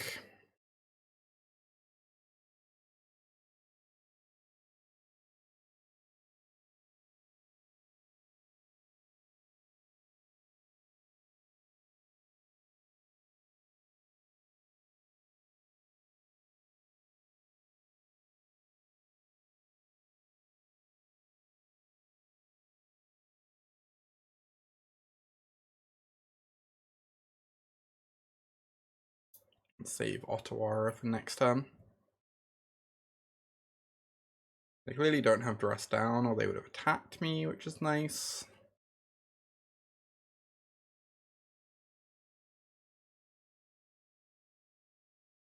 One shredder down. Yeah, they need like specifically dress down to be in this game, and even then they're gonna struggle. Even then that's like very far behind.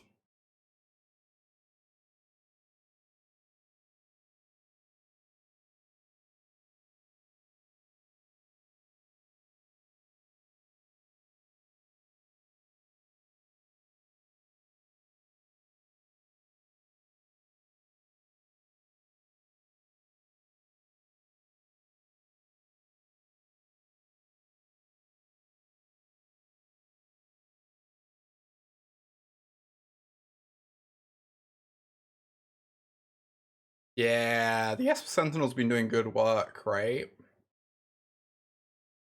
Esper Sentinel's been incredible for us.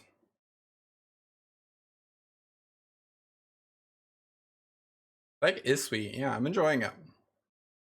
I'm not convinced it's actually good, but I am enjoying it.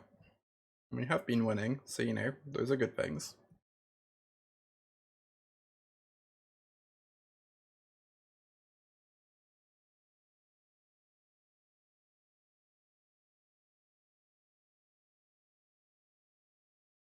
Alright, let us bounce the shredder.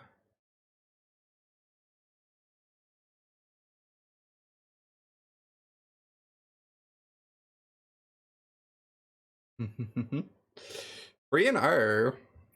We faced some like good decks too. We faced Elementals, Yorgmoth, Murktide, and we're still winning.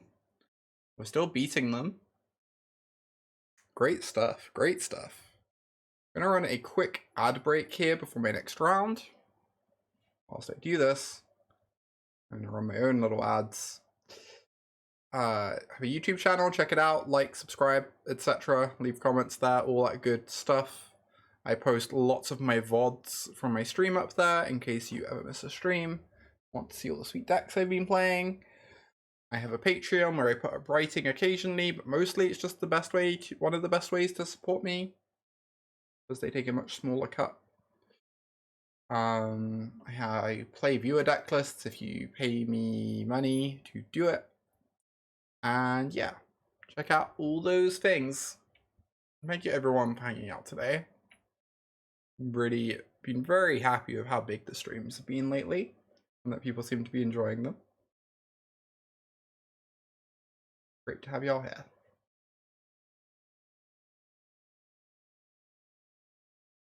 Odin is 0-0. Interesting. It could be anything then. So I'm keeping this. Go get the Thopter Sword combo set up. Odin's on a slow deck. Thopter Sword combo is going to be nice, though this hand is a little bit glacial. Bye Sophia. I hope therapy goes well. Hey Jackie, good to see you. Alright. We're gonna fetch Hallowed Fountain. I mean, this is our first time assembling the combo, right? That's nice. Uh-oh. Relic of Progenitus, interesting. That is kind of messed up, actually.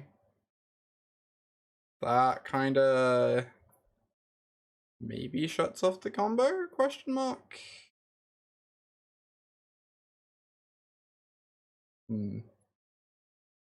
Maybe.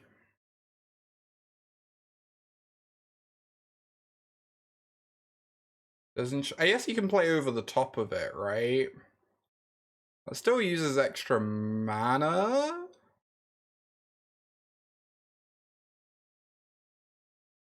Probably pretty alright. I'm still gonna get Sword of Meek, I guess. Yeah, sacking an artifact. They slowly eat through your artifacts that way, though. And eat into your mana, so I'm still worried. But we have, like, Urza as well. We have, like, the actual full combo in hand, where you cast your entire deck and gain, like, 100 life, so... Looks like we're probably against Coffers, aka the best deck in the format.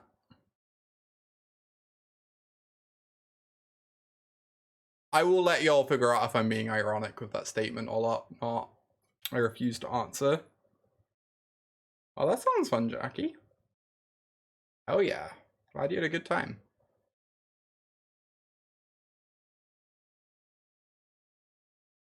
I guess they're a con deck, right? Spooky, spooky, spooky.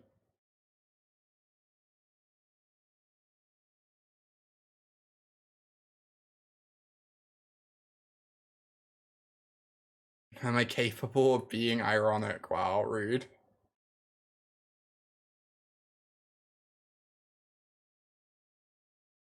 As a Saga is actually pretty bad against their deck. Because they have a million Field of Ruins. Really awkward to cast the one that they can't meaningfully take with a discard spell, but this lets me full combo next turn, I believe, if they don't have a Fatal Push. Oh, Saga if they're a con deck, that's true, I didn't think about that. The problem is they have 8 Field of Ruins, it's just like impossible to use Saga against them. When you're on the... when it's not like turn 3 on the play, but...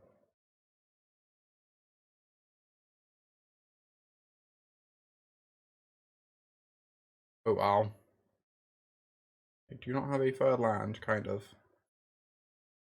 Alright, please don't have Fatal Push. Even if you do, then at least that, like, gets rid of your relic, which is nice. But also, it would be nice if you didn't. They don't have relic, we get to cast our entire deck this turn.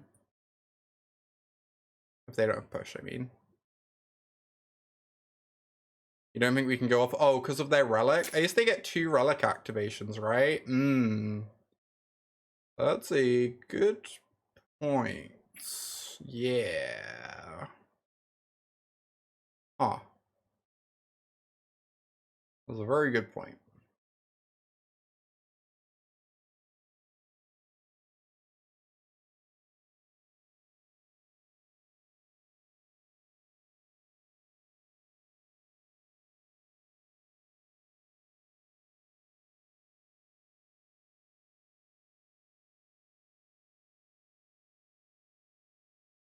And if they have a Fatal Push, there's a decent chance they go for it here.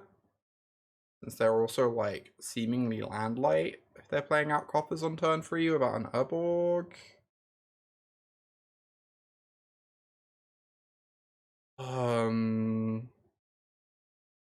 Interesting. Well then. That's a pretty good answer right now.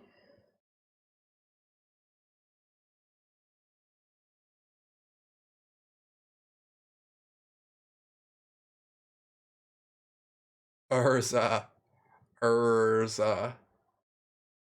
That would be phenomenal for Rufus. I would love that. Urza. Urza.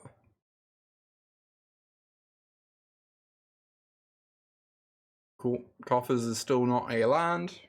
Love to see it.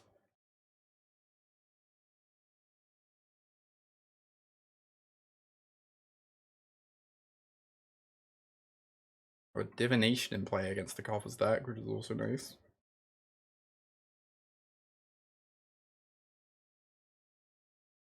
Maybe I did want the Urza Saga just to go fetch a Pithing Needle for Relic of Progenitus.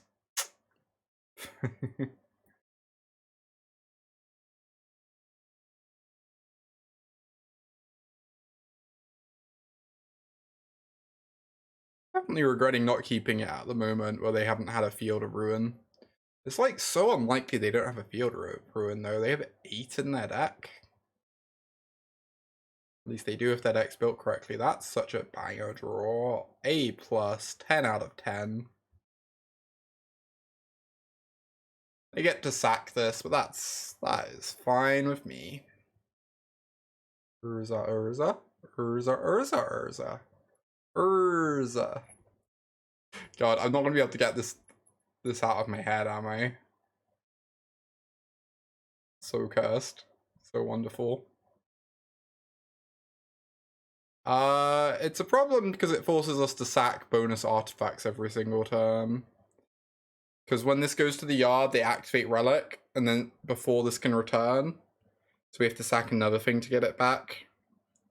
And it's just like, it just taxes our artifacts rather than letting us do the combo for like completely free. I guess they could have Cling to Dust, that's a thing some people play, but I feel like we can beat that card pretty trivially.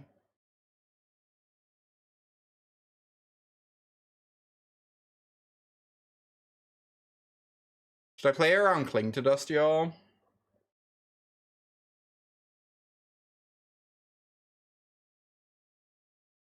I think I'm going to. Yeah, I should play around it. It's free too. It's pretty free too.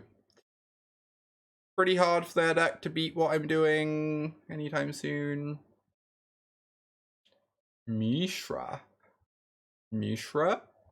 Oh my god. Oh my god, I can't. I can't let go. It's so funny to me. Some reason. Mishra? Oh, why do y'all watch me? Shadow of Doubt. New hyperfixation unlocked, apparently. I don't really like opponent's build very much. I'm kind of coming to the conclusion that I think Relic of Progenitus is worse in that deck than Nihil Spellbomb. I kind of feel like you want a mix of Nihil Spellbombs and Cling to Dusts.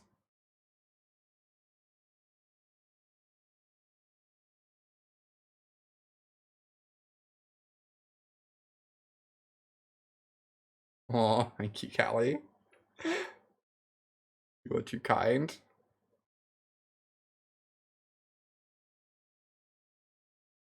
XCOM, I have heard of XCOM. Someone I'm very good friends with plays a lot of XCOM.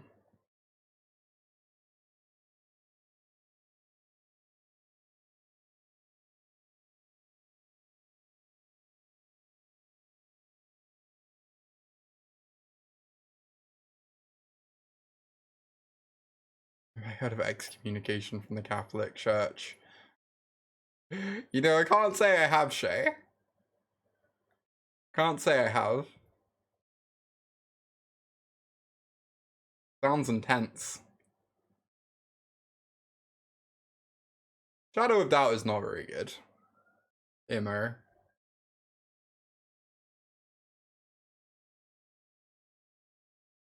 I'm pretty sure if I was playing Coffers, I wouldn't play that card.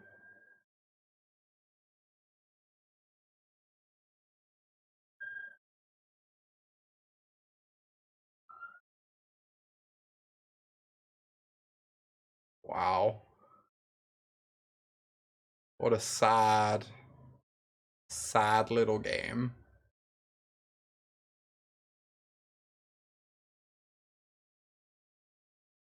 Beyond the shadow of a doubt. Who could say, Shay? Who could really say? Who could really say?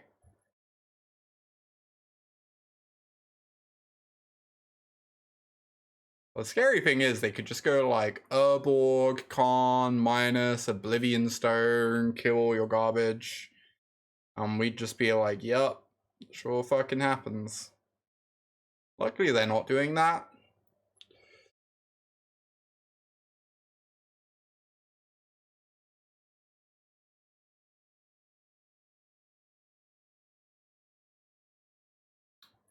Yeah, we sure would lose the game if those were their two cards, huh? Funny. We've given them a lot of time this game after all.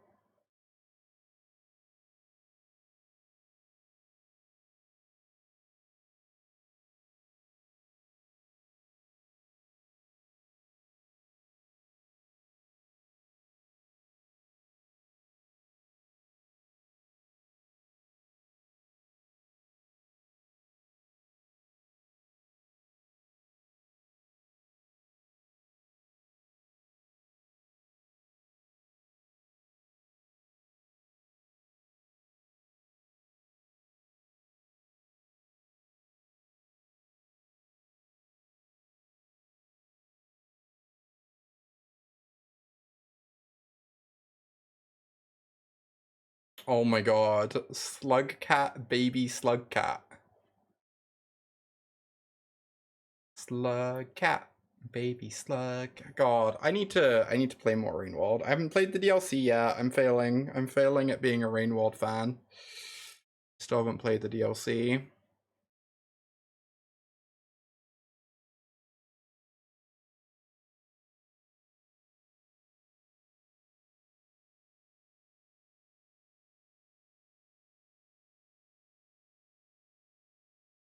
Hey, Evelyn. You should give it a second go. It's definitely a game that takes a little while to get into. And there's definitely no shame in, like, looking a couple things up if you're, like, struggling to understand some of the mechanics. But I'm just obsessed with that game. That game really makes me feel things.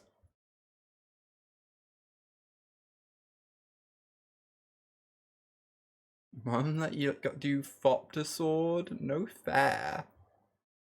So unfair. I don't know. Ringworld is a game I think about like almost every day. I'm just obsessed.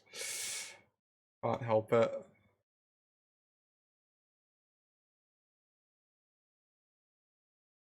Yeah, it also can't activate anything. Yup.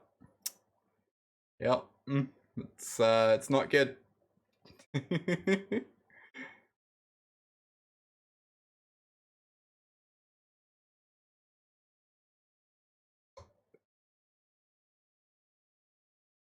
Oh. Lol.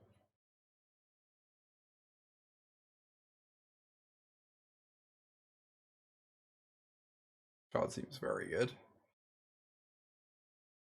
Yeah, Damping Sphere has some text, huh? There's 2 modes, yup. Sure fucking does.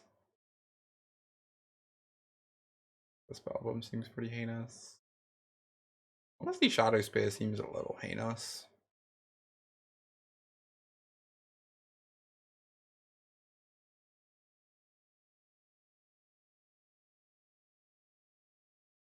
Do I want Wertaz, y'all? Doesn't sound incredible. Doesn't sound incredible.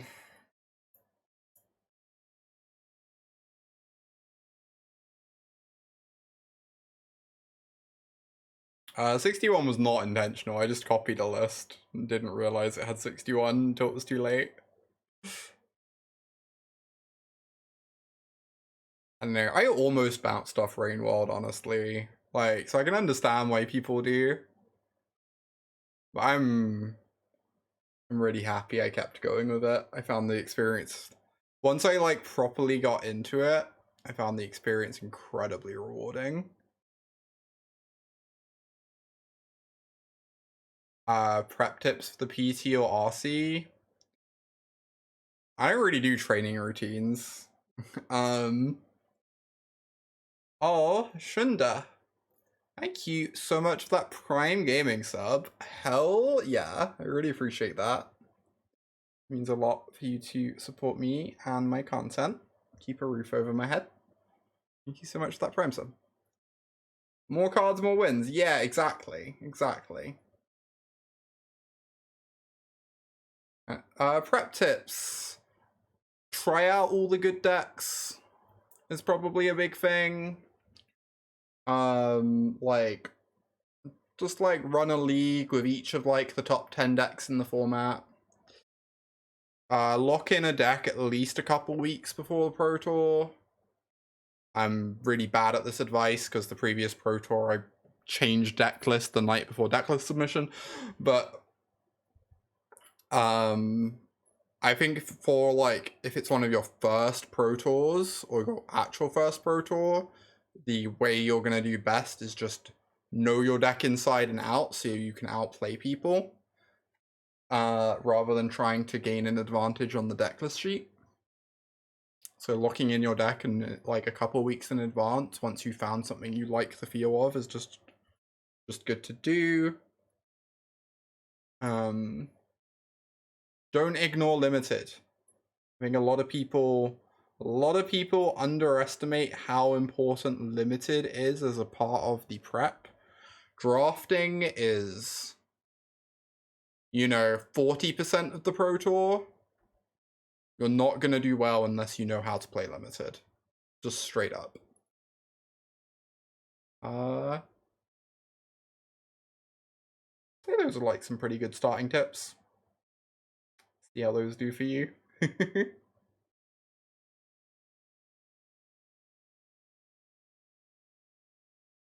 Scoreboard there, yeah, I know, right? Honestly, it's kind of a... Oh my god. Junior Smith, why?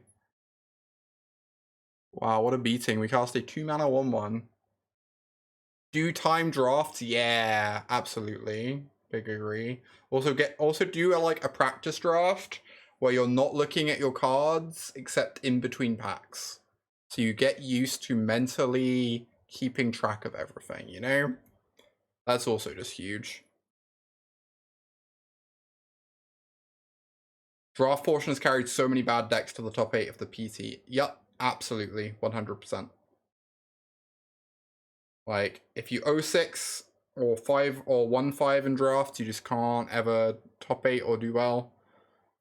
And if you 5-1 your drafts, suddenly, like, you don't even have to do that well with your constructed deck to make top 8. You just need, like, a solid result then. So...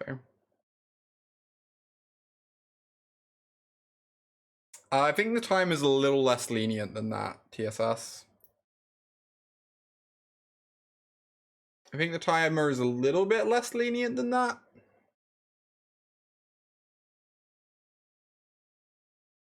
I can't remember how much, but like a tiny bit, you know?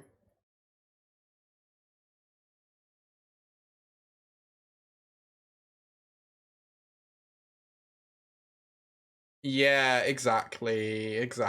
Show up with a deck you know, and as long as it's reasonable, you're probably gonna, you can probably 5-5 or whatever. Oh, there's only triggers once a turn. What a tilt. Or like 6-4.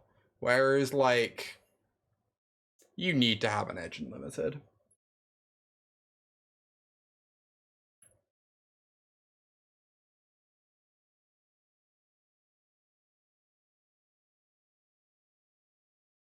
Oh, cool. Good luck at the RC. Yeah, for the RC, just like make sure you know your deck.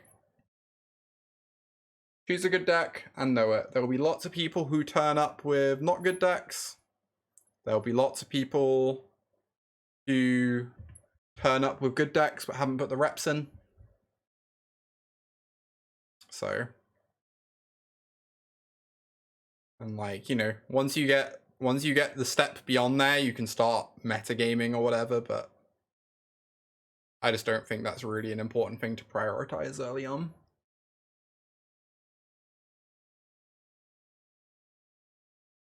When you're at your like first versions of those tournaments.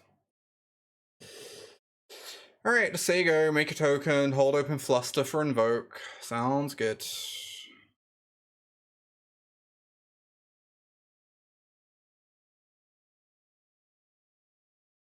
Maybe I wasn't... no, this is fine.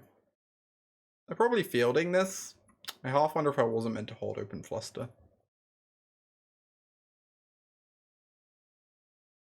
Since they're gonna give me a mana anyway, or like not cast anything too scary anyway. Yeah, maybe. Maybe that was a mistake.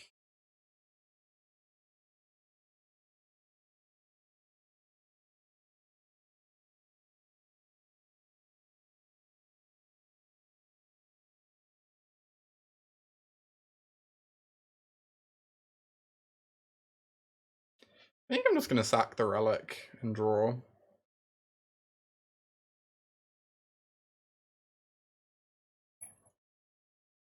Interesting.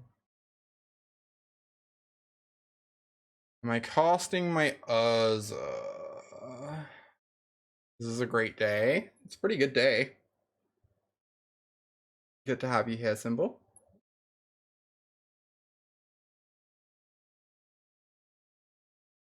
Limistruct. What am I doing? I really want to get this down.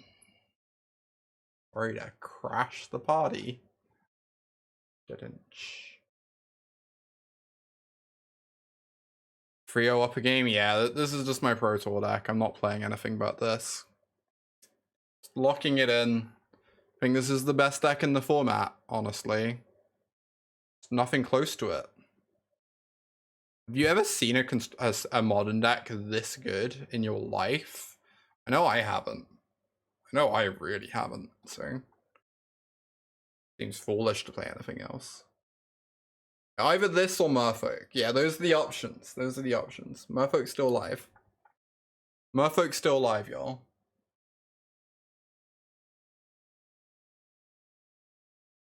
I don't think I care. I think I want to hold open Fluster still. Like the Changelings. That deck slaps, though. I don't know if it's good, but it definitely slaps.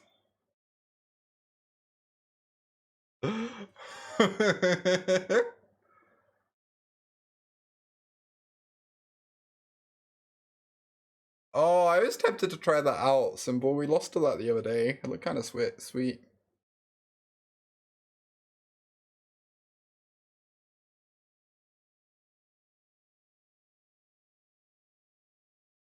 Demolition Field.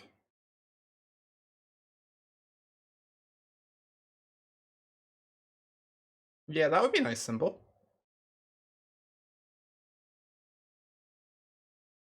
What time do the cards go live tomorrow? By the way, y'all.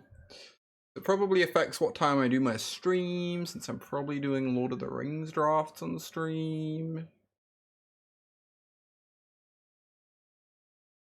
Ah.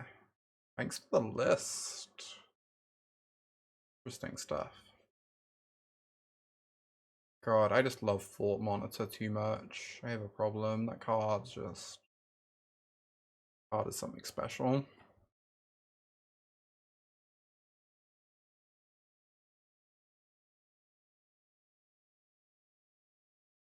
Wow!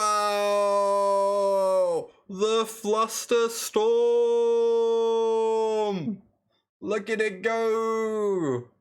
Look at it go!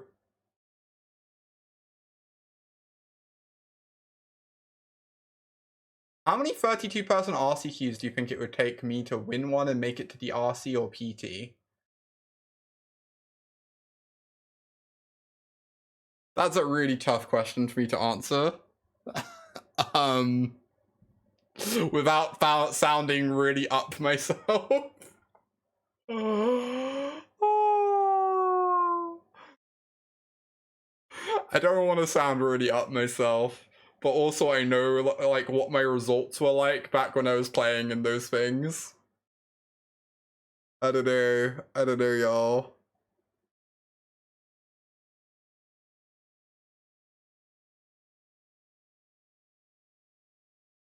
Canister didn't queue. That's surprising. It's okay to flex. So back when I was playing in... Ooh, banger. Also, hey, Sarah. I wish I... Oh, I can equip... Holy shit. I can equip it. Oh, but do I have enough mana to cast the Stoneforge? I don't think I do. I should at least equip this so that it doesn't get destroyed by damnation, right?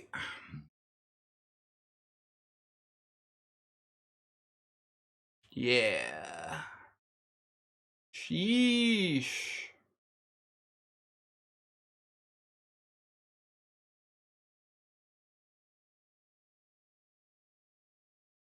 I really want to have Flusterstorm open too, though. Which is rough.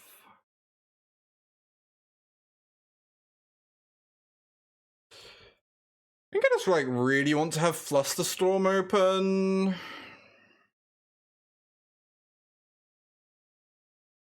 No, Robin, that's not an uncomfortable question. I'm just kind of...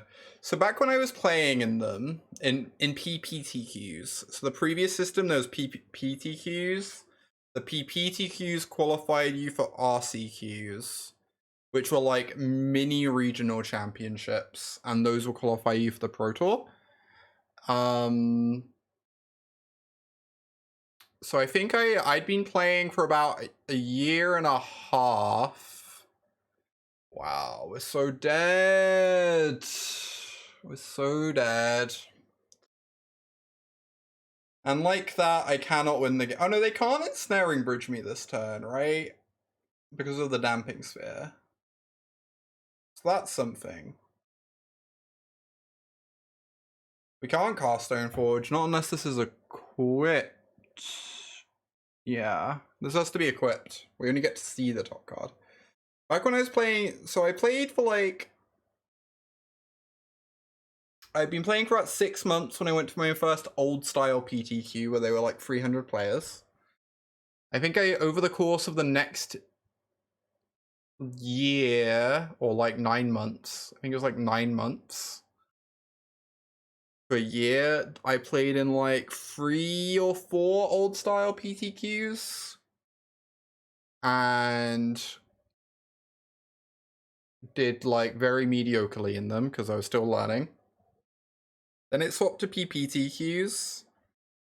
And I won the second PPTQ I played in the first season and bombed out of the RPTQ. The second season I won the second one again. And I believe I ended up winning that RPTQ that came off of my second PPTQ. Yeah, this is a good play. Now they can block here to protect Khan to go get bridge. I also miss PPTQs, those were fun.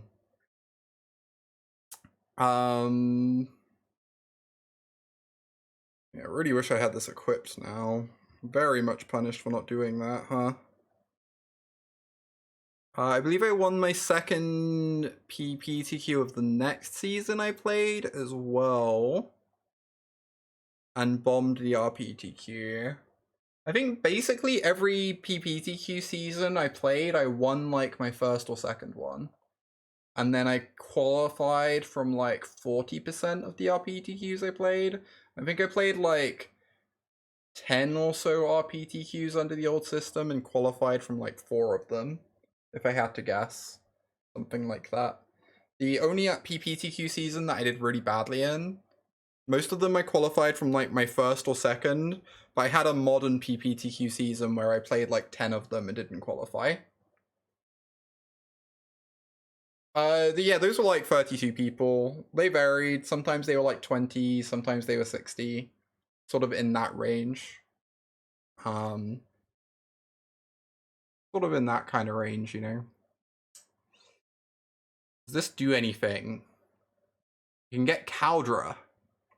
You can get Caldra. Caldra seems pretty good right here. So we have to kill this Khan, right?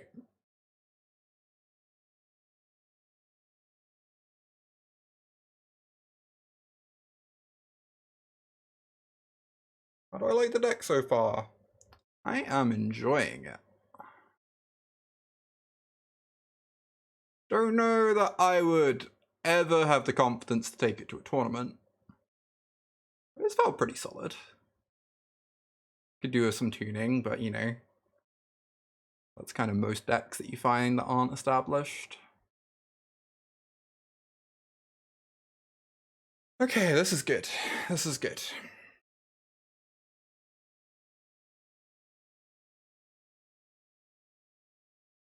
You want to gauge your progress? Yeah. I will say I definitely progressed faster than most people seem to, but like if it takes a little while to qualify from a PPTQ, or sorry, whatever they're called now, RCQ, that's fine. Like it's just a learning process, right? If you do a lot of listening and watching to good players, if you pick and specialize in a deck, and the deck ends up being a reasonable choice, Um, I don't know. Everyone starts playing RCQs at different levels, right? It's just going to be so dependent on the individual. Oh, hey, Lucas. Great to have you here. Like, it's a little bit dependent on luck, and it's a lot dependent on just, you know, what level you are when you start playing those. Like, I learned very quickly, in part because I had very good influences around me. Mike and Ryan taught me a lot. Without either of them, I would not have, you know, been crushing tournaments so quickly.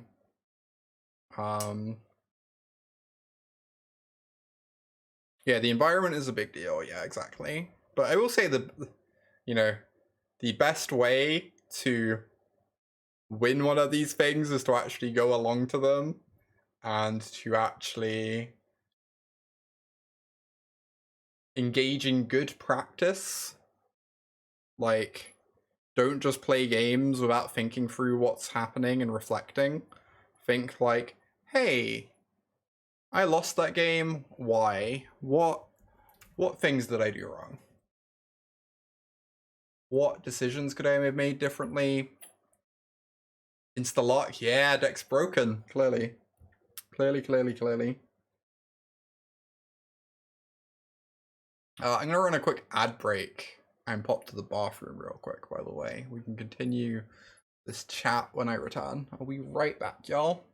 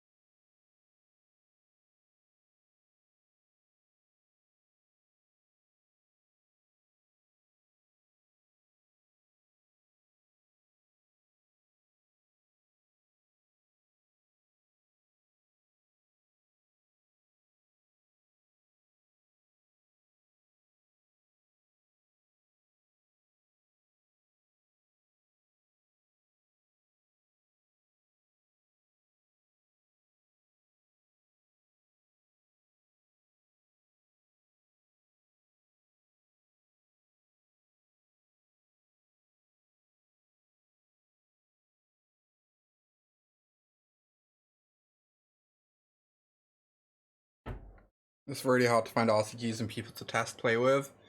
Yeah, I do not envy people trying to get into that. It's tough.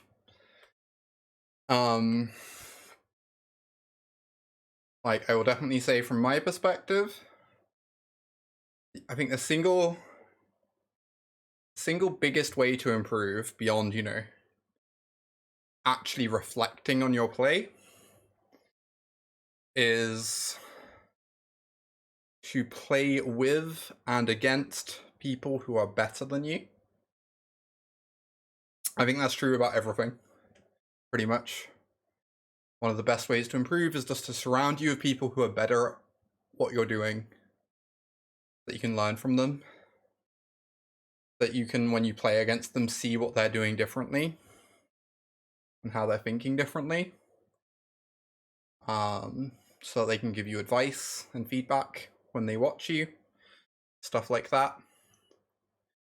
Yeah, if you're the smartest person in the room, you need a different room. Exactly. Like, you're never gonna improve at the game if you're just beating everyone around you.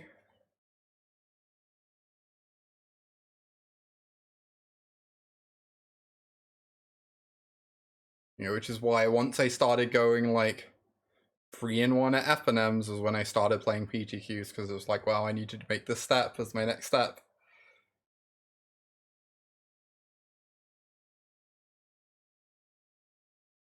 Yeah, exactly, Symbol. Yeah, it just applies to everything. It's just the way to improve. Like, we are... Humans do not improve in a vacuum. They don't just lock themselves away in a room and grind away at something for 1,000 hours and suddenly... Or against Ben Jones, sick. And suddenly be great at it. They need, like, the right environment, they need the right influences. Kahira... I assume that means elementals, but maybe I'm wrong.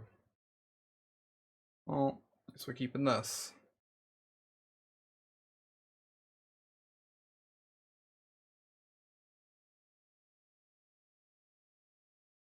Yeah, you get half the time per pick at comp. That's good to know, Shay. I got that impression. I didn't realize it was that harsh. I got the... Like, I've never looked into it properly. I've always felt like it feels harsher at comp. But I've never looked into the actual numbers, and that's very interesting. Very interesting to hear.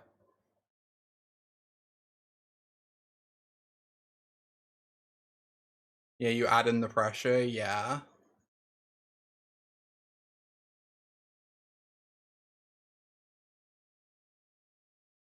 That probably also explains why a lot of people really struggle when they're playing their first, like, comp REL draft, because just such a big shift. Such a big shift.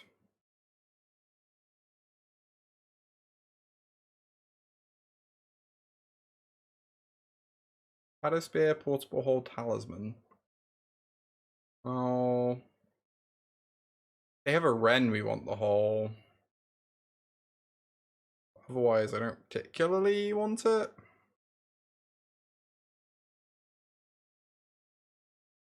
Mystic Gate. Interesting. I think I'm gonna take one of these two. I think it's gonna be the Shadow Spear. Maybe. I already don't know. This would be much easier. It's blue-white control of ley lines. Oh, cool. I've not seen that deck yet. Cool. I assume Portable Hole is not very good against them. I'm just gonna take Talisman, I think.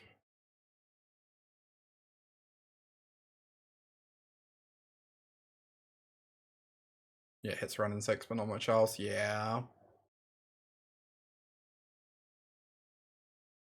Alright. Like, I could try and hold open Rebuke here, but I think I just want to jam the Talisman and get developing.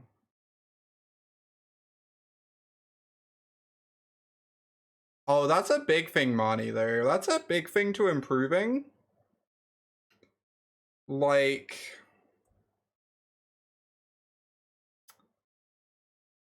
A big thing to improving at Magic is when you go along to your tournaments, don't treat them as if, like, you know... Don't treat them as if they're everything. As if you, like, need to win them. To, like, validate yourself or feel happy or whatever. Like, putting that sort of pressure on yourself, you're just gonna do badly. You're not gonna focus in the moment.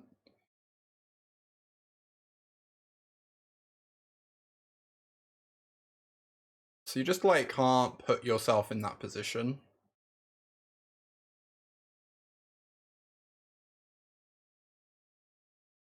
You know? Like...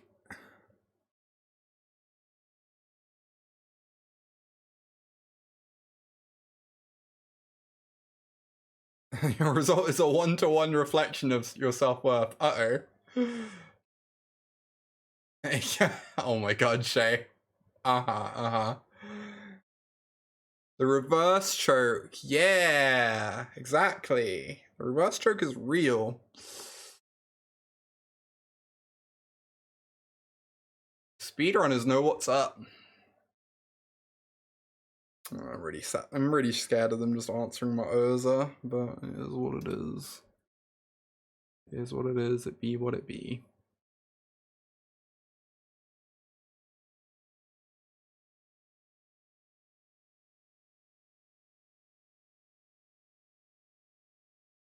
Fucking rude.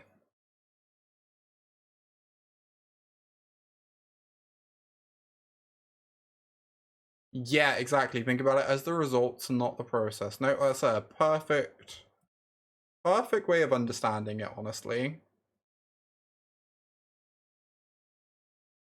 That, like, if you just focus on the process, focus on making the best decisions in the moment, focus on improving and learning from the games you're playing, you're going to get so much better and win so much quicker than if you're just going to these tournaments with the aim to win.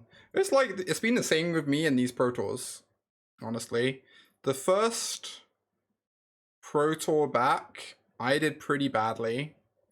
And I think a lot of that was I was putting pressure on myself to win. I was like, I need to prove myself. I've been away from the game for ages. If I don't do well in this tournament, I won't be relevant anymore, and people won't care about me and about my content. I put all this pressure on myself. And I went to the Pro Tour and I did really badly. And then this recent one, I went along with the attitude of like, I don't know, I'm just gonna try my best, I guess. I just ended up like registering my pet deck in the format, Urza of Midrange, so I didn't really like have high expectations because, you know, it's a bit of an off-meta deck and I wasn't super confident. Like, it was the perfect deck, it was just what I felt comfortable with. And I ended up doing really well because I wasn't putting all this pressure on myself.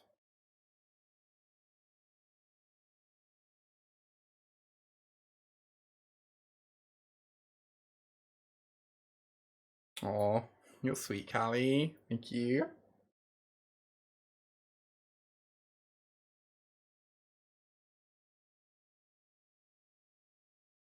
This hole could be used to recycle Shark Typhoon, is what's actually going to happen here. I could counter this, maybe I meant to, I don't know. Great concept you learned where you focus on lead measures and not lag measures. Lead being the things that get you to the result, not the result. If you want to lose weight, track how often you exercise and how often you eat correctly, not your weight. That is a great way of putting it, Symbol. That is a great way of putting it and a great way of looking at it.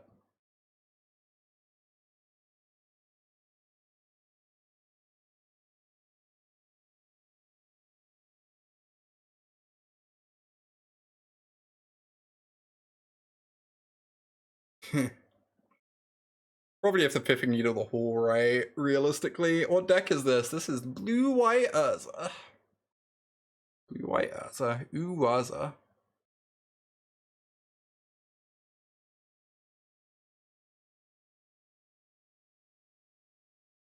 Also embarrassing.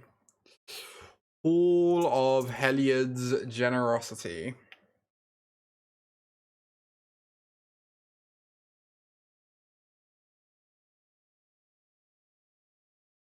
You're welcome, Robin. Hope it ends up helping. Hope it does you some good. Alright, I'm probably gonna counter this. Dig through time. Sounds pretty likely. It's on 8. Urza, the legendary Pokemon trainer. Urza. Urza? Urza. God, I can't help it. It's stuck in my head forever. Urza. My opponent didn't have specifically Supreme Verdict in their deck. I don't think I would do this. But they do have specifically Supreme Verdict in that deck, so I am going to do this. So many twofers? Yeah, hopefully. We'll see how it goes, I guess.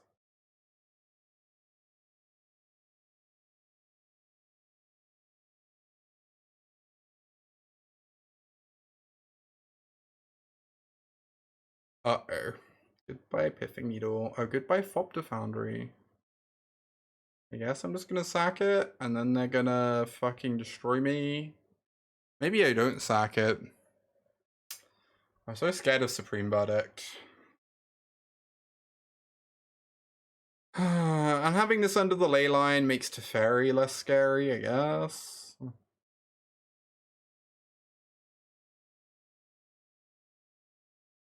Whatever, I'll sack it, I guess. Don't know if this is right or not.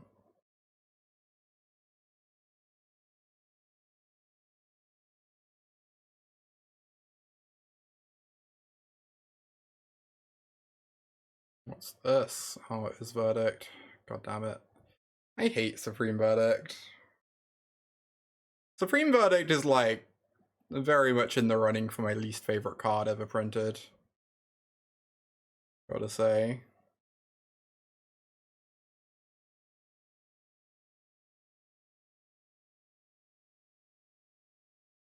Very much behind Narset, but you know, it's up there.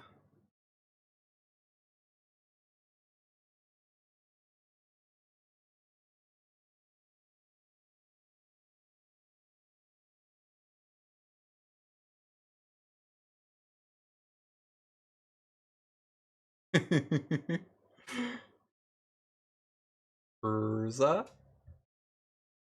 Mishra. Which Narset? Oh, 3 mana Narset. Narset Parter of Veils. I really hate that card. It's sad because I love Narset as a character.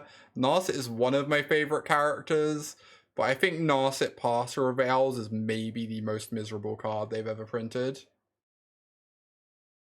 Just like actually egregious. Shockingly egregious.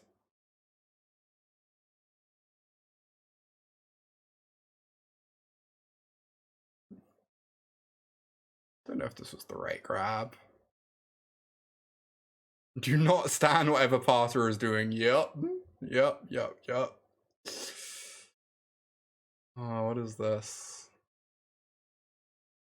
Alright, I forgot about that card. Yep. I'm so dead. I don't know how I ever win this matchup. Good lord. I guess I'm cycling this now. Find an Urza.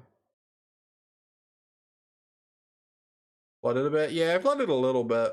But also my opponent's deck just seems like... I know you say about the 2-for-1s, but I just kind of feel like this is the kind of deck they want to play against, right? Like... my deck is just very slow. And their deck has kind of an unbeatable late game if it gets to it.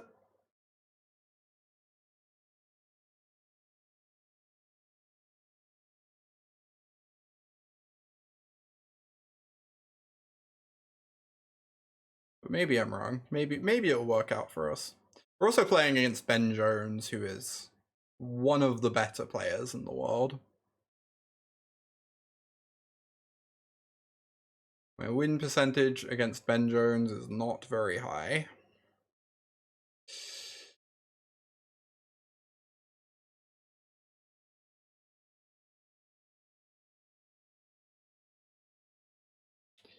I want to just portable holder, so I guess I'm just re-equipping it next turn anyway.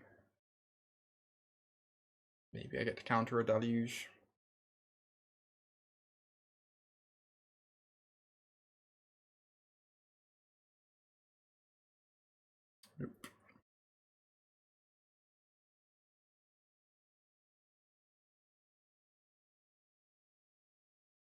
Yeah, it's missing some of the elements. That makes sense. Rip.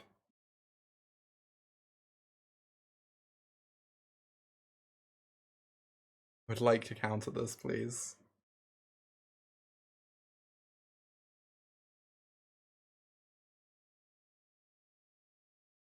Okay, resolved.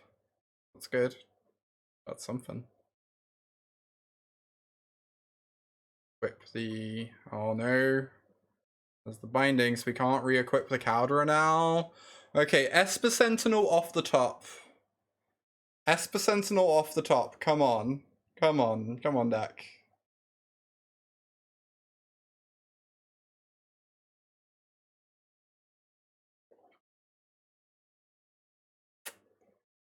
Pretty fucking good. Pretty good. Oh no! Why? Why?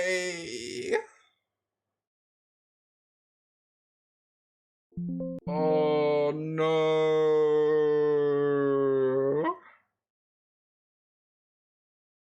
That was a roller coaster. It sure was. Oh, it sure was, wasn't it? Alright, Flusterstorms. Sophie. Holes out. Huertas in, I guess? They have leyline bindings. I don't know if that's enough to bring these in. They're like pretty mopey. Maybe I have like one. Don't know what else I'd want instead, you know? Like maybe a relic?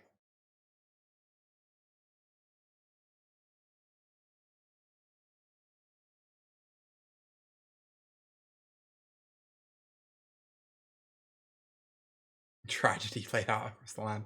Someone say roller coaster. Sure did. Your roller coaster senses start tingling.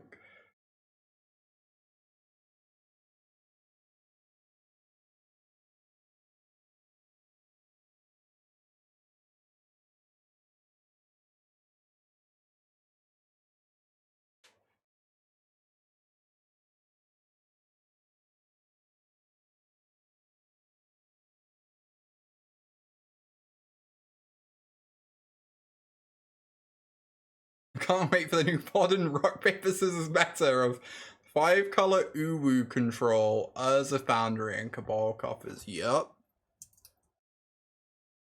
That's the true meta right there. None of this rhinos, none of this creativity garbage. Those decks don't exist. I don't understand how people win with creativity, by the way. It's so weird to me.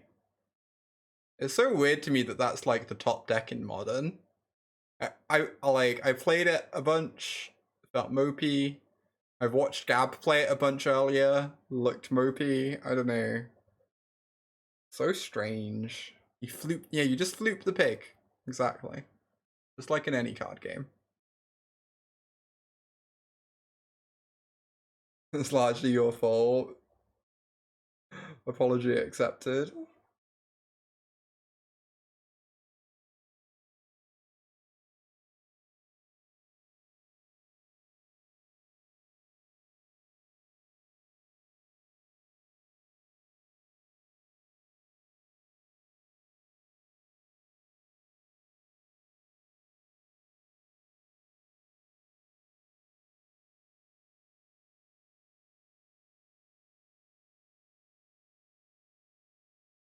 Therapy time. Good luck, Sophia. I will floop many pigs. You're the only creativity player? Wow. And then everyone else was like, we want to start winning as well. Okay, this is a banger hand.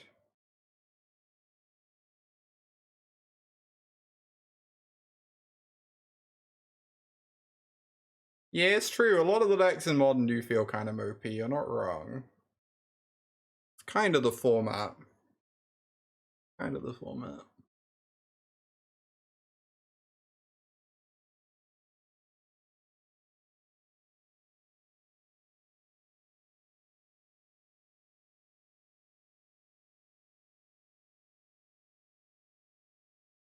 Oh yeah, it's not necessarily a bad thing.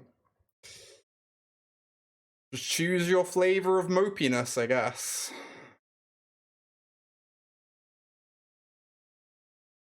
I really want to jam Tethers next turn. Is that crazy?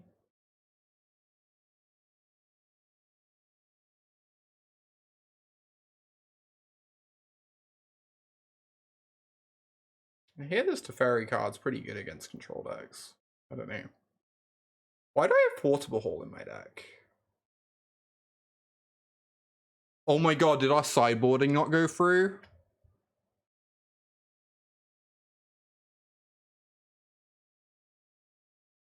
How did no one warn me? This is so bad. This is such a disaster. Oh no. Oh no, y'all. This is such a disaster.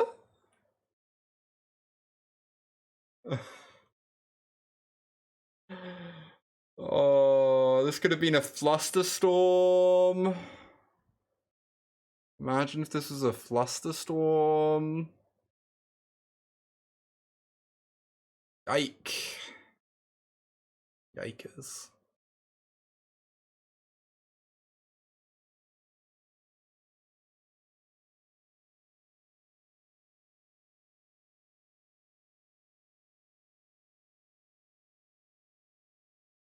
Shark Typhoon.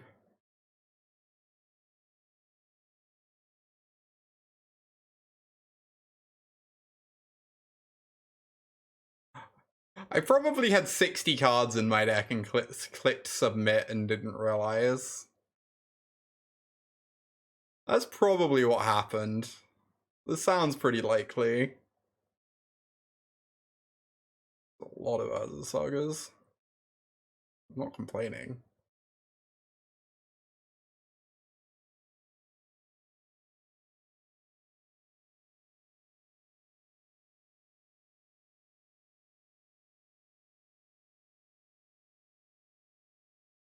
Oops, all sagas. Deal. Is 3x Urza Saga good? I'm not sure. I kind of need some advice on that one. Not 100%.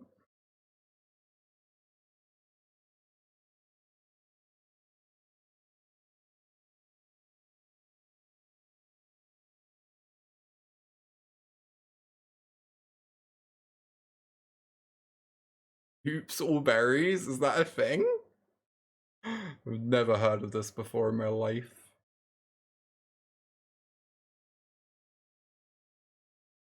Ether Spellbomb, I guess?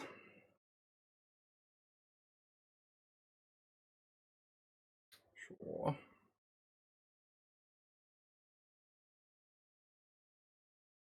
Oh, that's why Oops all spells. Of course it does. How would I not know that? I'm worried about them going like Archmage's Charm, steal this block, but then I draw a card.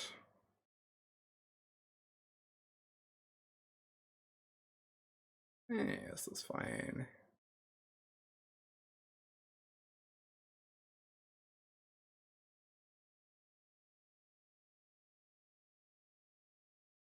think they're ready for the third saga.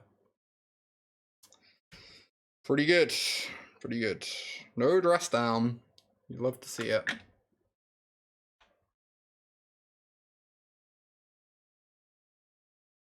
Alright, now that we finished game 1, game 2, we're allowed to sideboard. That's how it works, right?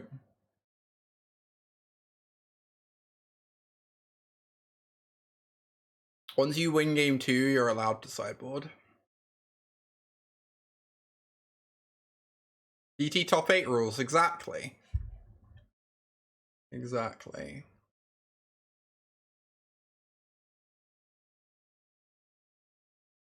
Let's go! Oh, this hand is a banger, question mark? This hand seems like a banger. Let's keep it.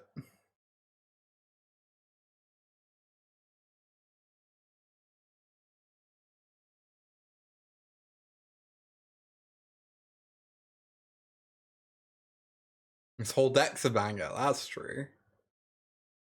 Just gonna jam the Shadow Spear into play.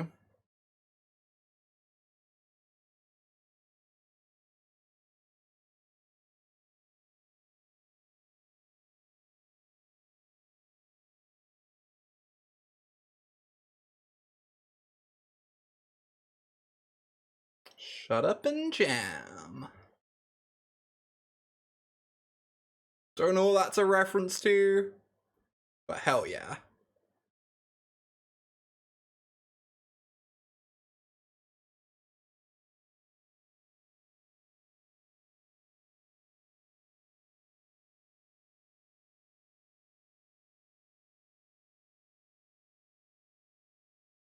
Seem I'm not meant to get counter. Nettle Cyst or Sophie? Oh, it's a basketball game, nice.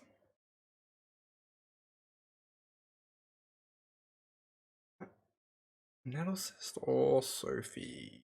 I really don't know.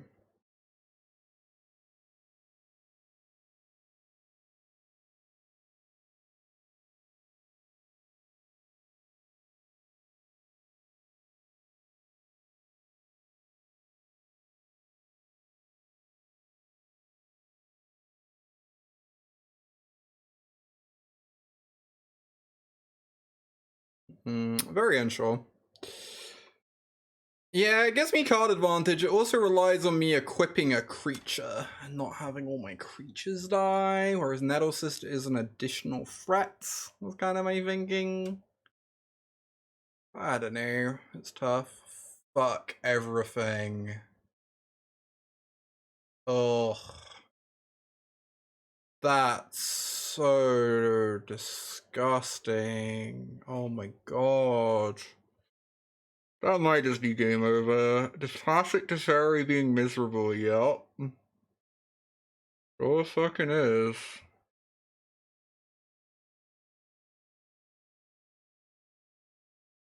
Wow. This game is now very hard to win.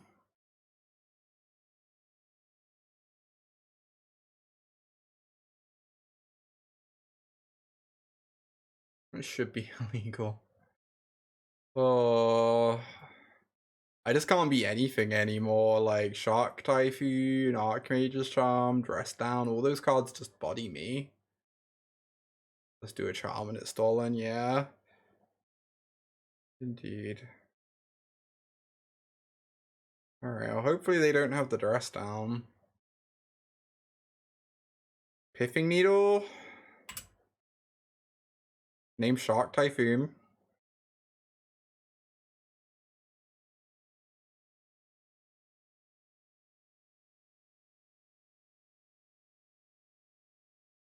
Then we can just get in there and see what happens. Opponent kindly asking. Solitude, right? Oh, this is fucked up as well, of course. Okay.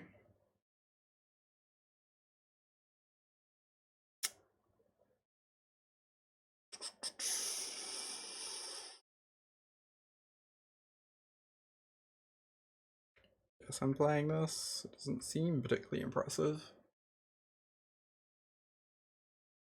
Uncounterable instant speed of Wrath is pretty good. Yeah, we do appear to be losing. This matchup does feel pretty unwinnable. To word it kindly. Oh, if we draw a wear tear now though. Nah.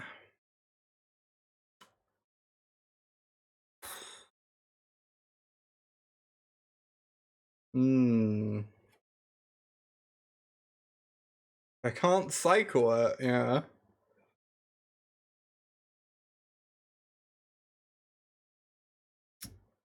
Indeed.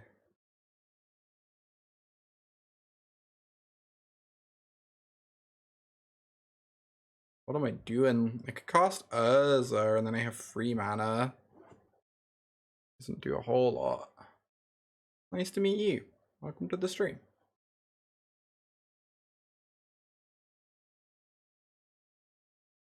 I don't think I'm winning this game by making an Urza Saga token, so we're just gonna hope our opponent has stone nothing. Just like literal mono lands. Deck list as possible. Yeah, exclamation mark deck. Whenever you want to see a deck list, it will be there.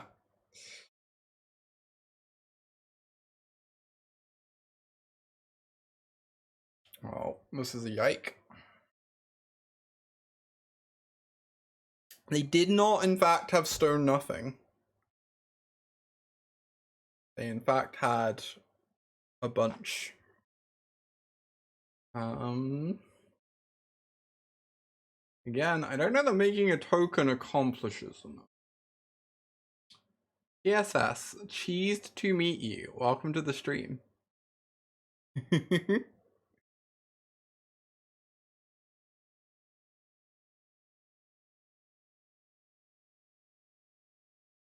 Yeah, they had stone something. Nazel Leptra, cheesed to meet you. Welcome to the stream. I've never seen you here before. AKA Mani, cheese to meet you. Welcome to the stream. God, I need to get rid of that command. Oh, one day. You're not new here. Well, hey, Evelyn, good to see ya. Shay Alabaster. What the fuck am I doing this turn? Shay Alabaster, you seem trustworthy. What am I doing this turn?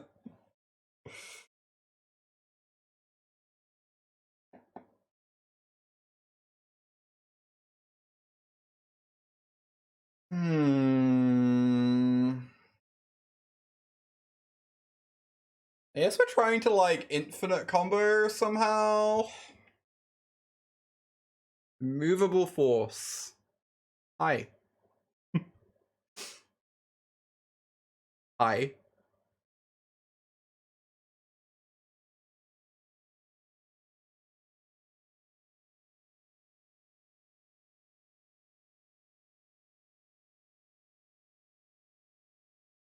Well,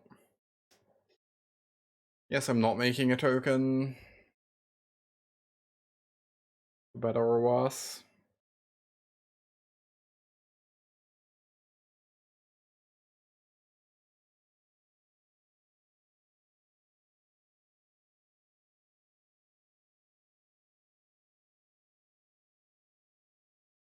Oh, I could get a Springleaf Drum. Either Spell Bomb is nice because it answers this, but Springleaf Drum gives me a white mana this turn. I think might be necessary. Assuming my opponent has nothing. Problem is they'd have grabbed Kahira if they have nothing, so we know they have something, but like, what am I meant to do, you know? Meant to like make a token, grab Spell Bomb, kill this, and then just not have enough lands in play to do anything ever? Nothing to be done, indeed, indeed.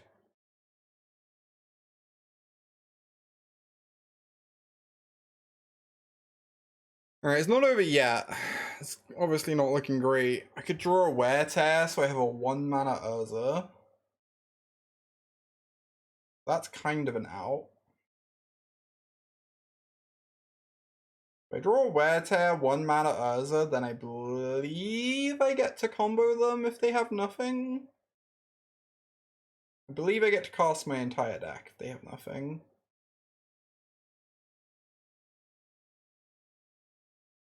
Alternatively,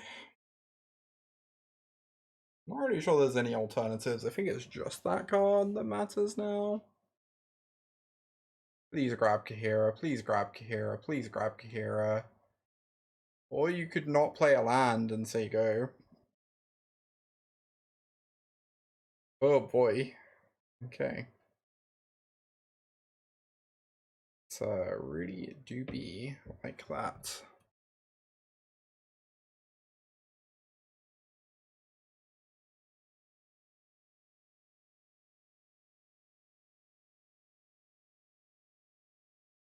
Is blue white control actually good? I know Waffo crushed a tournament with it recently. It definitely beats the hell out of coffers, I have to assume, which is scary as someone who enjoys the coffers deck and would like to likes the idea of registering it for the PT. Yeah, there's been more results emerging since then. There have been, haven't there?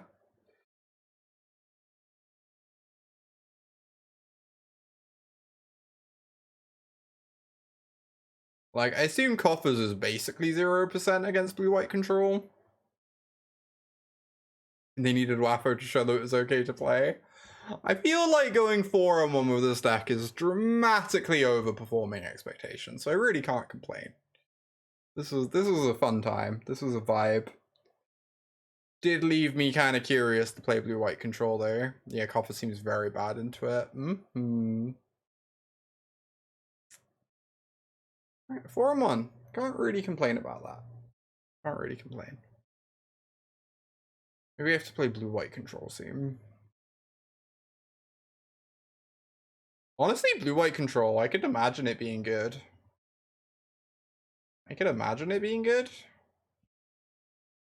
Oh, this one is an option. Blue Force Affinity, indeed. That deck seems very up my street.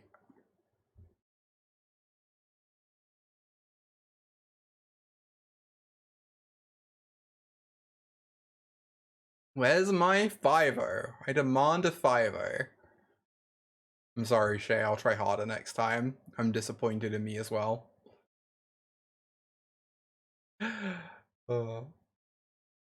Alright, y'all. Alright, thank you everyone for watching. It's been great.